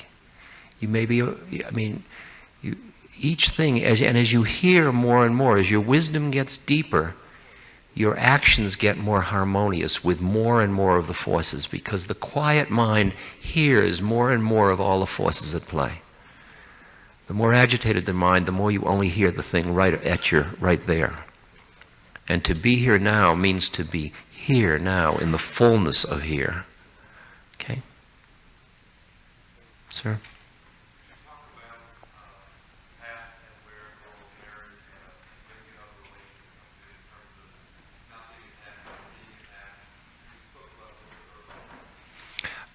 As you go on the journey, you realize, as I said, that you want to be free, and then you go to the places that you can work with that are the hottest fire for you, but that you can transmute. Relationship is one of those. I mean, you can stay high alone. It's much higher to stay high in an intimate relationship with another human being, because everybody gets frightened and they all put up, they start to protect themselves. And then the minute they do that, it's just roles interacting, and the spirit is gone way down in and it gets lost. So it's a beautiful yoga. It is a hard yoga. But the predicament is, if you push anything away, it's got you. I mean, like, renunciate path is interesting, but what you end up with usually are horny celibates. And that's not interesting enough. I mean, I tried it. It's just not interesting enough. Okay? I'd rather eat it all alive.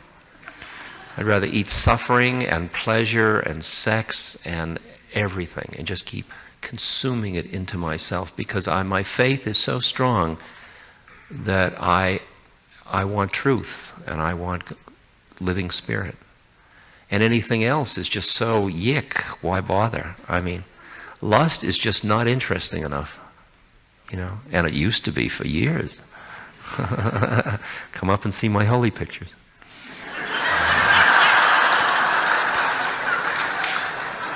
The one behind you, and I'll come to you. Yeah, you. Yeah, go ahead.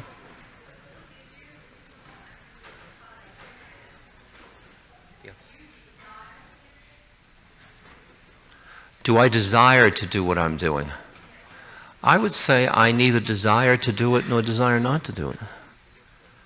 I would say it's in the way of things. This is the thing I do. If I'm quiet enough, this is the thing I'm doing. I'm here partly because of you. I'm playing my part. It's just like your part. We're just playing our parts. I don't have to milk it, you know. Look at me doing this, you know. They're all watching me. You know, that is so empty, it isn't worth it, I'll tell you. That and 50 cents gets you, you know, a Coke. Huh? Do I enjoy it? Yeah. Yeah, I enjoy it. I feel it's very graceful. And I'm quite happy and I'm quite content, so I guess I enjoy it. You know?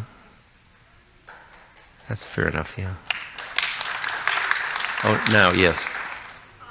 If everything is perfect, how do we deal with what is called evil in the world, such as the Holocaust in Germany? And if that isn't evil, do we need to take action or just watch it being part of perfect? If everything is perfect, how do we deal with the Holocaust? How do we deal with evil?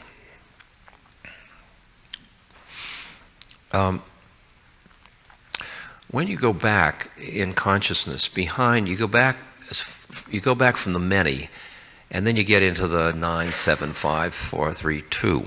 You get back into 2, the realm of 2, which is dark and light, positive, negative, love and hate, good and evil, all of these things. And then you see that right behind that is the one. And the one includes the 2. Like G. Manly Hall said, one who knows not that the Prince of Darkness is but the other face of the King of Light knows not me. Okay, so as your consciousness starts to rest in the one, if you push away the 2, you're still off balance, because for an enlightened being, there's nowhere to stand. To stand in the 2 with the awareness of the one means that you become an instrument of good against evil. But you don't do it as an entrapment in the polarity. So you don't hate evil. You understand that your job is to act against evil. And you identify evil as a set of actions that are the result of karma of individuals. So you don't blame people, you blame acts. You stop acts and you punish acts, but you don't punish people. And that's a very interesting one. That's the art form of being able to resist evil and do it from a place of dispassion. But that's your function, that's what you do. And as you understand more and more what part it is, see, it's very interesting. I was with a Benedictine abbot once, and he said to me, he took me into his study, he closed the door, he said, I have only one question to you. What was the meaning of the kiss between Jesus and Judas? I said, it's possible that they both understood the game. And that was an act of compassion on both of their parts to play it out. Right? And yet it was the act of one to do the other, etc., etc. Can you hear that one? And that is hard. It pushes us right to the limit, because we can't get off on the bad guys and we're the good guys. You've got to realize that in each of us is all of it. You know, in each of us is all of it. Does prayer work, and if so, how does it work?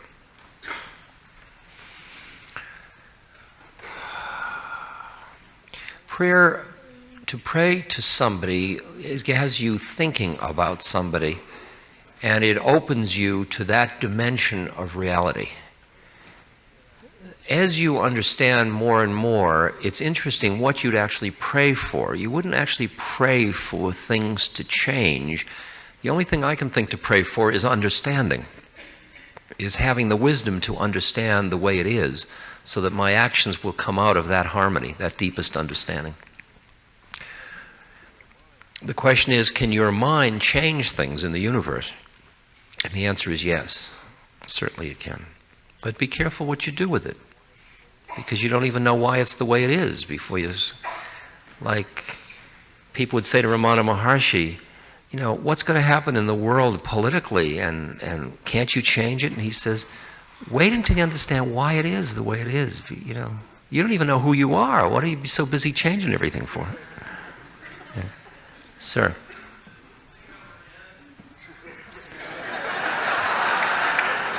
Does this thing ever end? It never began.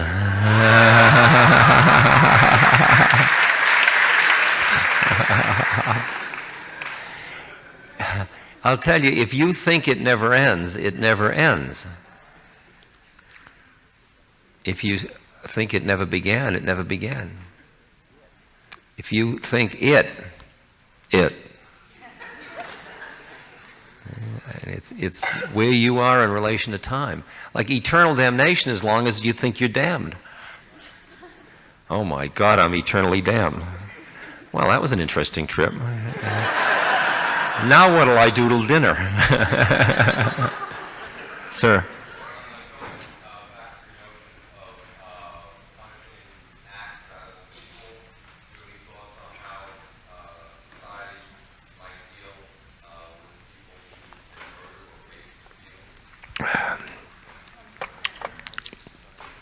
How would society deal with people who murder, rape, and steal? Well, I think that we would do our best to prevent those actions. And I think we would do our best to create those actions in a way that doesn't create more suffering in the doing of it. I think that there are people that cannot, because of the nature of their karma, that are not able to be free in a social system because they take away other people's freedom and they create suffering. But I think you contain them not with anger in your heart and not with retribution, but just because that's what has to be done. Because a society is a collaboration for the common good. And if a person can't live in a society and yet is part of it, then they have to be segregated. To segregate somebody and re-educate them and open them as far as you can is the optimum thing to do, I would think. I don't see that retribution is what the issue is. I don't blame somebody. Like there's a fellow that I write to in prison that's a pederast, and he picks up young boys, and he gets out of prison and he's doing fine, and he gets rehabilitated, and his wife takes him back and he's doing fine, and then he just gets this incredible compulsion to find a boy, and he never does violence to him, but he finds a young boy and he plays with his genitalia, and then he gets caught, and then and the judge, like, no, we're going to get you, this is the third time this has happened, we're going to put you away for life. And he's in a system in which he is treated as if he is an evil human being. And really what he is a sick human being. He's a person whose desire systems, whose addictions are different than the cultural norm, let's put it that way. Because everybody else is addicted in ways that everybody agrees that's okay to be addicted that way. See? And that's what your situation is, you know? And he's got to understand that that's what he's caught in and use it for his own growth since he's in it. It's a heavy curriculum. It's like, you know, Suffering 201.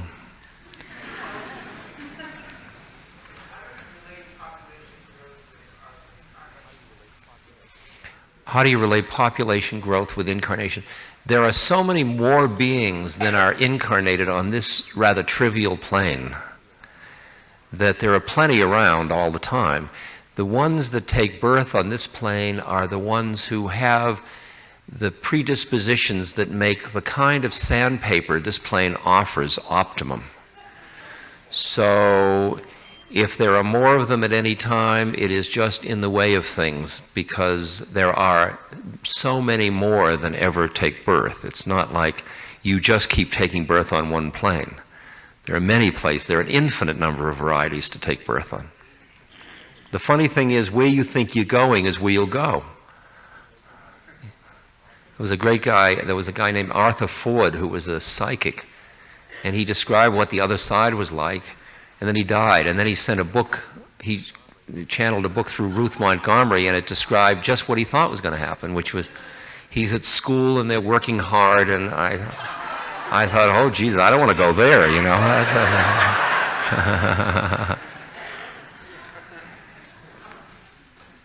Sir? I have a question about diet and eating animals. I wonder if it's possible to be peaceful inside while eating animals, and if not, it's not too personal. What do you personally do with that? The question of eating animals and peace and inner work. I would find it hard to make a rule about anything in life. I feel that each human being has to listen intuitively with their heart and do what they do. And for some people, one act is a corruption, and for another, it's a celebration and an act of joy.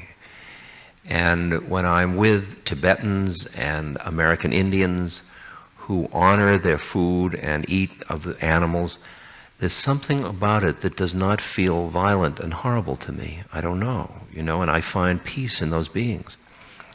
But I was with the Dalai Lama, and he was saying, he's a vegetarian, and he was saying, although most Tibetans aren't, but they lived where it was cold, and that was all they could eat.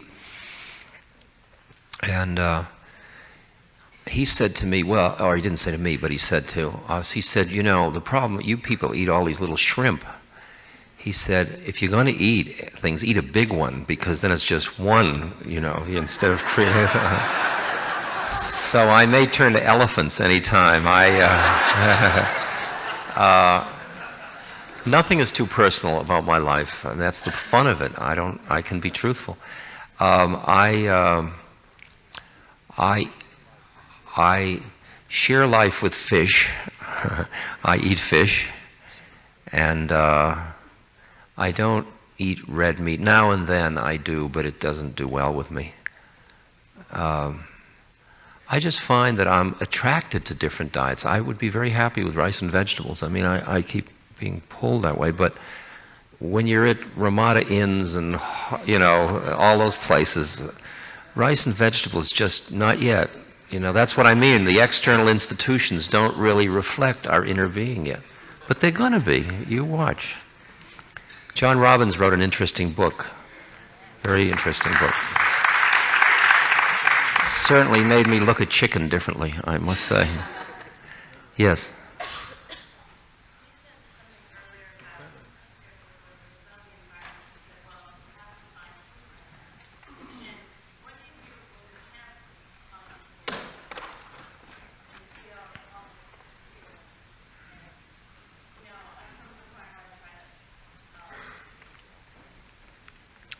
Yeah. Yeah, as long as you have fear of death, it's hard to have humor about the ecological situation. So you have work to do on yourself. And when you feel yourself getting too trapped, like I watch my own mind, and when I start to get trapped in stuff, because it's so heavy, I can feel it's like diving from air into water. It's like going into a thicker medium. And then I immediately go into my practices, my Ram, or my Guru, or my Sir, whatever my practices are, to bring my consciousness back up. Because as long as I stay mired in the drama of it, all I'm doing is digging everybody's hole deeper along with me. And so I just see it as a place to work on myself. It's not bad, it's not good. Of course we're going to get stuck. That's why we took human incarnation. If you weren't ever going to get stuck, you wouldn't have taken birth here. That's your work. It's not better or worse, and it's not something to wear as a badge that you get lost, and it's not something to wear as a badge that you don't get lost. You just see the way it is. You see the way you get stuck and the way you work on yourself. Okay? It's hard. I mean, in preparing for this tour, I got very deep into my understanding of ecology, of politics, of economics, of a lot of the pain and suffering of issues of consumerism and unemployment and all that. It got heavier because all those books are written by people for whom it's really heavy stuff. It got heavier and heavier and heavier and heavier until I was clawing to come back up for air. And it was interesting because the first lecture of this tour I gave in Miami was pretty heavy. And then each lecture I've been climbing up a little more because I stopped reading for a while and I've just been centering and coming back. That's the work. Okay? Yes?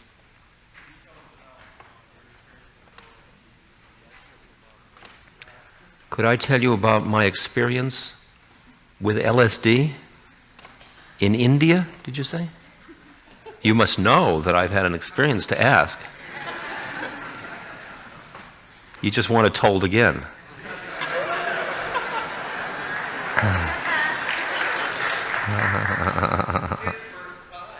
Huh? You mean about my guru?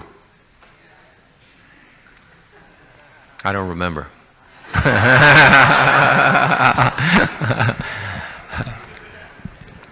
No, I went to India and I had been studying and working with psychedelic chemicals for many years.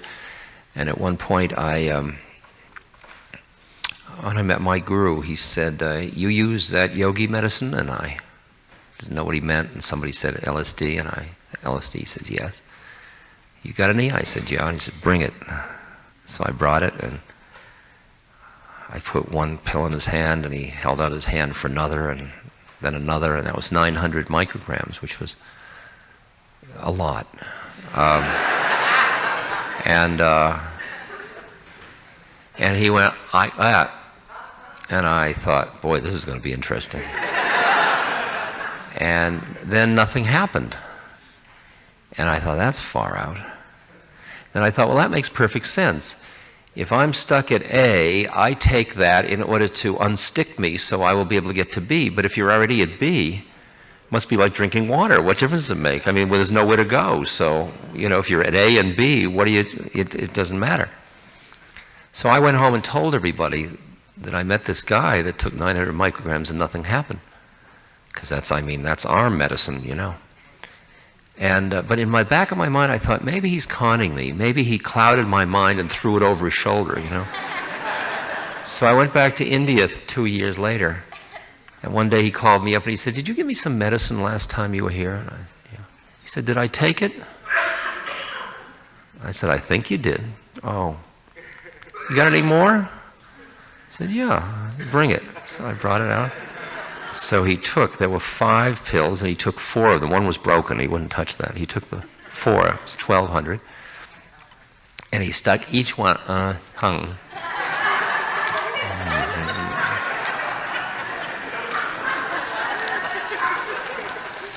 And then he said to me, will it make me mad? I said, probably. And after he said, how long will it take? And I said, maybe an hour. So he got a big watch, and he was looking at it. And after a little while, he pulled his blanket up over his head, and he came out looking mad, like this. And then he just laughed at me. And then he says, these medicines were known about for thousands of years. In fact, almost every culture has had medicines for altering consciousness. I mean, that's the truth, the aside from what he said. And he said, but people have lost the knowledge of how to use these really effectively and how to prepare themselves for it. He said, it's useful, but it's not the full samadhi.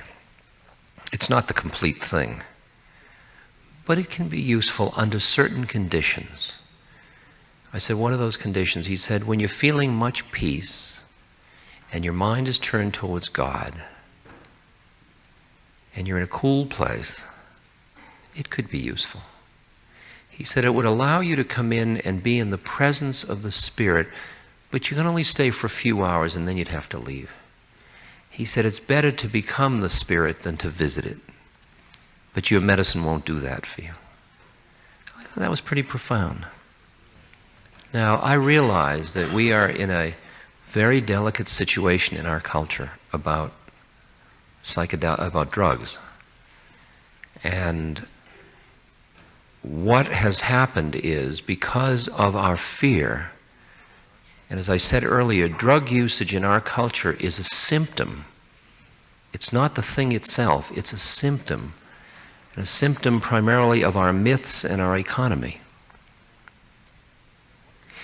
And what we have done is we have massed together chemicals that are primarily used as escape vehicles, or to give one a sense of power, of personal ego power, which are primarily the opiate derivatives and the coca derivatives.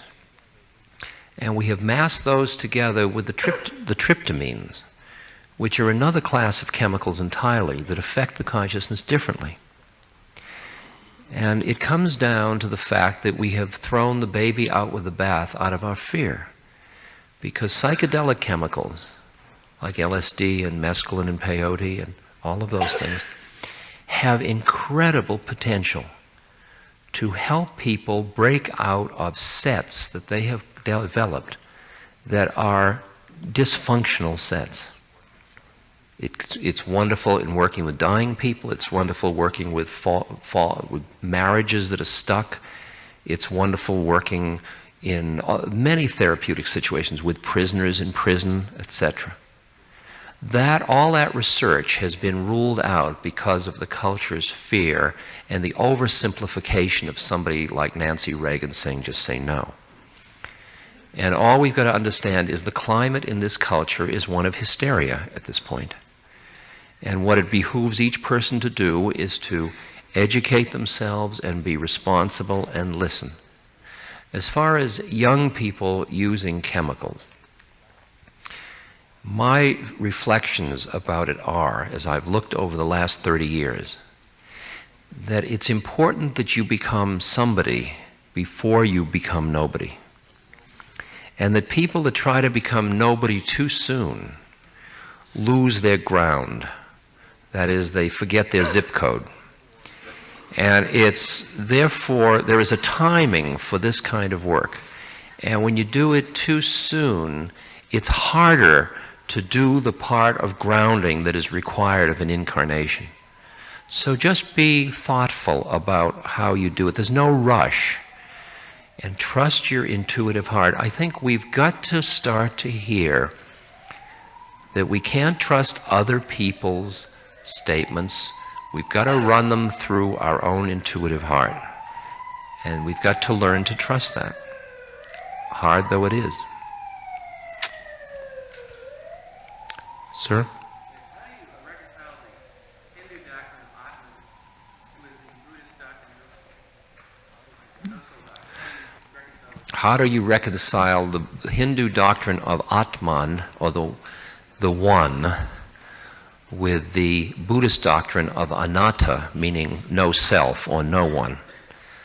Well, I'll tell you how I do it, because I'm a Buddhist Hindu.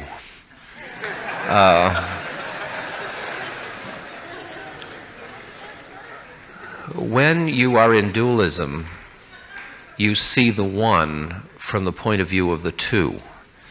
As you merge into the one, there is no longer one or two. There is only zero, which is the formless with the potential for form.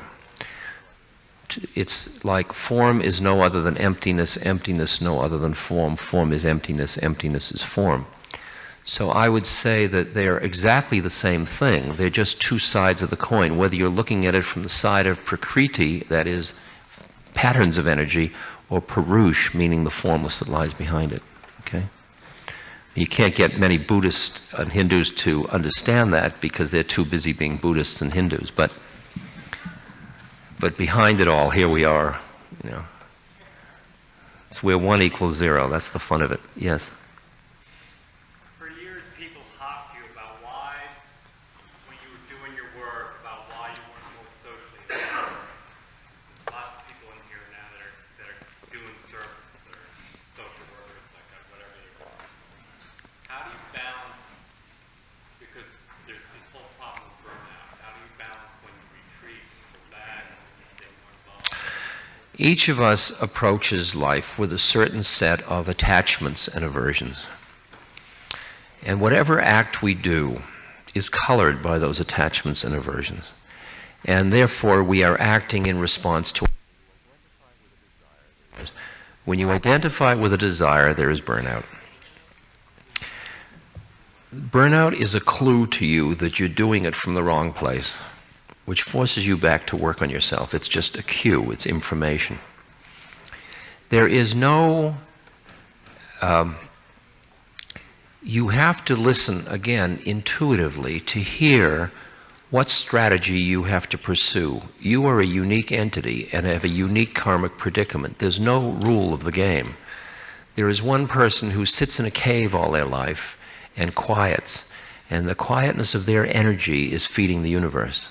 There is another person who is out standing in front of a train to stop trigger mechanisms for plutonium bombs from getting out of a factory. And they're doing it with love and quietness in their heart. And those people are just doing each their part. And there is nothing wrong at times with pulling back to do inner quiet. We've got to learn. I've been living my life cyclically for many years. I go out into the world until the kind of toxins build up. Then I pull back and I do deep meditative practice.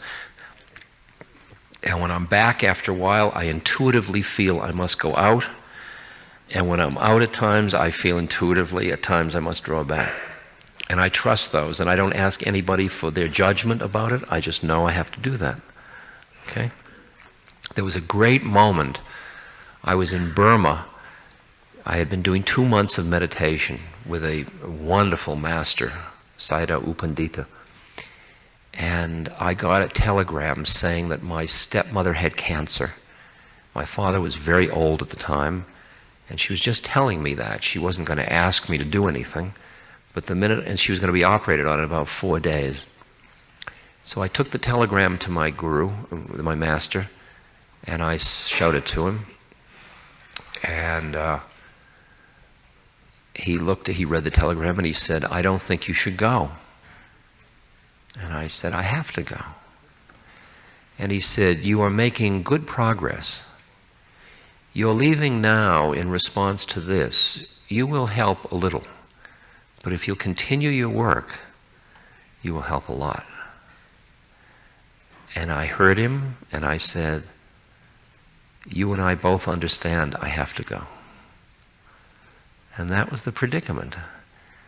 I mean, we both saw my karmic predicament. That from where I was at my level of evolution, I couldn't not go. Even though I understood what he was talking about. At another time, it might have been different. Sir? Yes, in relation to you working with people with AIDS, like when you find yourself at a point when you're close to someone and you kind of touch souls, but yet their space is ever changing, and it feels like it's pulling on mine, like with their disease and where it progresses, and then gets a little better, and then sometimes I find myself drawn back to the sorrow or the pity, and you know, Working with somebody that you love that has AIDS is great work on yourself, because it's so unpredictable and so changing that it will suck you in. And every time you have an expectation, it will get destroyed. And just as you figured out how to handle this one, it'll change. And that's what good situation is for growth. Because it'll keep seducing you back in until you can be absolutely equanimous. And somebody says, "Oh, I'm much better." "Oh, I'm much worse." And you say, "Ah, so." And you're happy when they're better, and you're sad when they're worse, but none of it upsets your equanimity. That's your work. Okay? Sir? I have trouble with what you're talking about. My son died a year ago. I have a lot of trouble with spirituality, the reality of the tied in with what you just said. He said his son died a year ago, and he's having a lot of trouble with what I'm saying. It's a Buddhist master who was very wise, and he was sitting by the side of the road sobbing because his son had died. And his students said, "Why are you crying, Master? You know about the spirit. You know about illusion." He said, "Yes, But the death of a child is the greatest illusion. It's the hardest one ever to see through. And for you as a father to see that being as your son awakens a tremendous amount of grief. And grief... Oh, yes, 1 second. We have more grief here. And the grief has to run its course. When you quiet down the mind from missing your son and sit quietly, you will begin to feel that in the way that you truly loved, to the extent that you two touched each other in real love, the strength of that relationship is still present, even though you miss the form desperately. And that missing of the form has to run its course as grief goes until the end. But there is a part of the relationship between you and your son. Ah. Ooh. Ooh.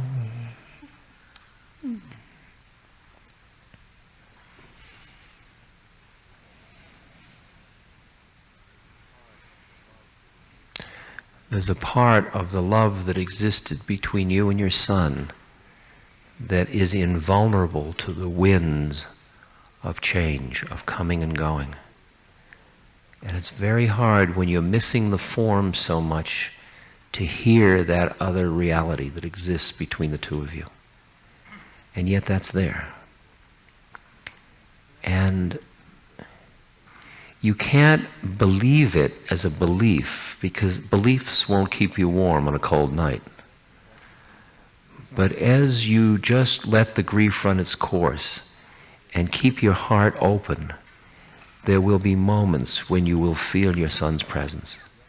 And there'll be a tendency for you to reject that as just the meanderings of mind. But if you will allow it to be, you will begin to feel sustained and fed by that. I was working with a couple whose daughter went to play tennis with her girlfriend, and they were 11 years old, and they were both raped and murdered. And I wrote a letter saying, how could anybody say anything that would reduce your grief? Because this is such a violent act. And yet maybe there will come a time when you will understand why it was the way it was and why it had to be the way it was. I can only wish for you that and feel just incredible pain for your suffering, which is unbearable.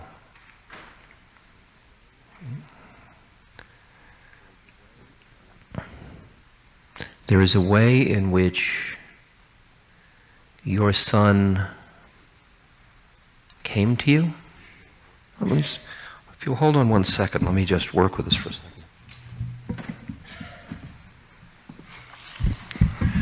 I think I can work with this for a second. Wait a minute. Let me just think whether I can.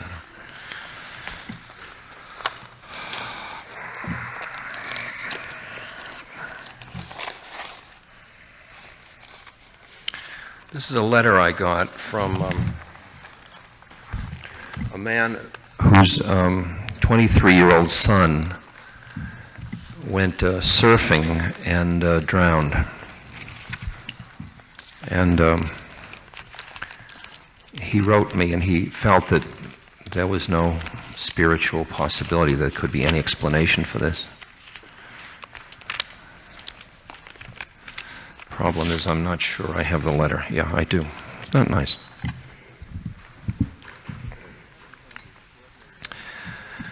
I have in hand the extraordinary letter which you wrote to me April 7th. I want to apologize for the delay in my response, etc. I feel such pain for the loss that you and your wife have suffered.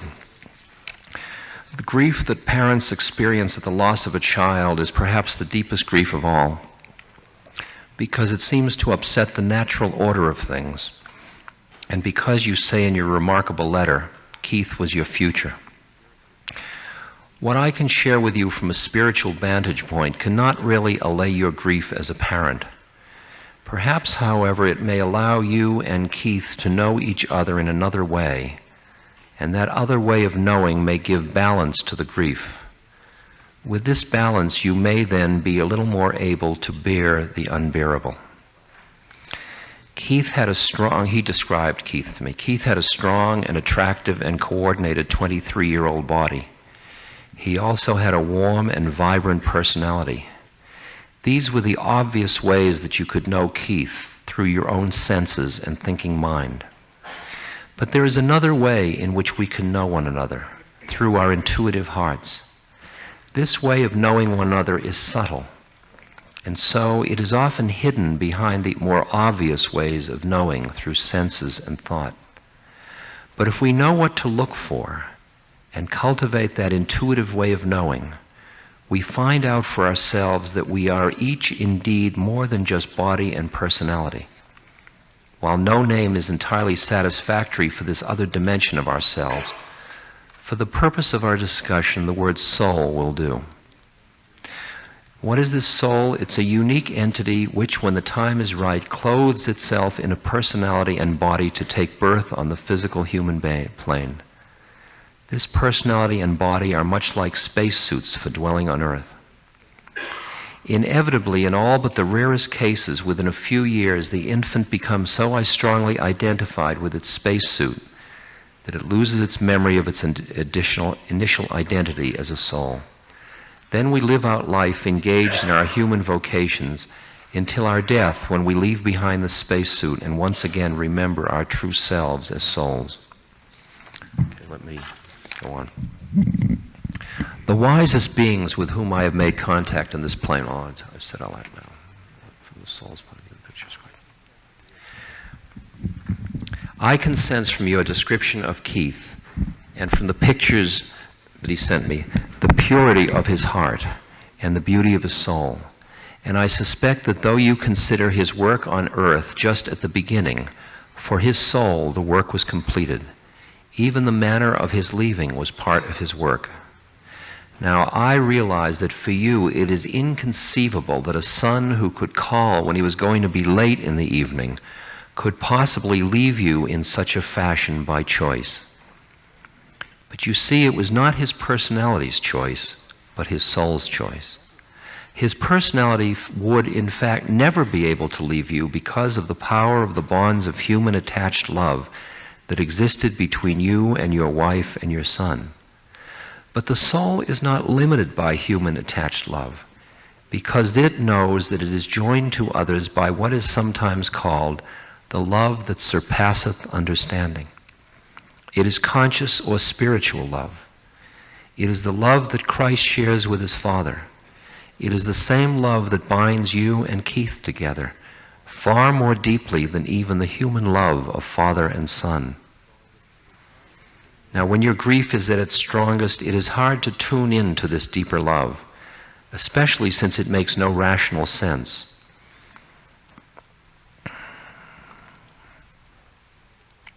Okay, I've said all this to you. I cannot negate the pain, but it will balance that loss with a new opportunity. For now that his captivating form is no longer present, you are more free to make contact with his soul, especially if you are able to acknowledge your own. The question of whether your life has been destroyed by this event is another point that is touched by our discussion. For your personality, the pain is shattering and seemingly unbearable. I have no doubt that you awaken crying and find life now meaningless. Such suffering is what the personality would avoid at all costs if it were possible. For your soul, however, it is an entirely different matter. For your soul, suffering is that which forces you to grow spiritually and brings you closer to awakening to whom you in truth are.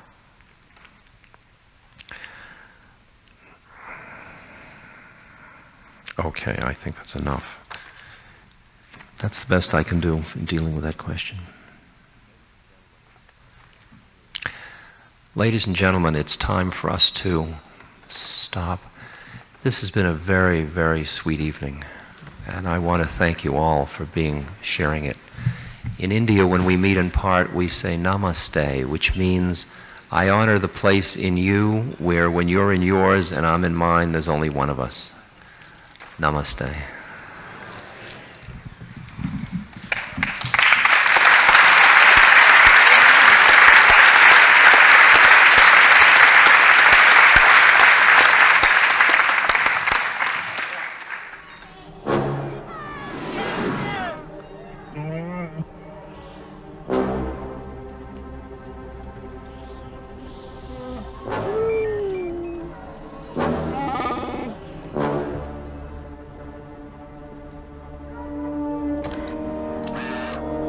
Kurs Nummer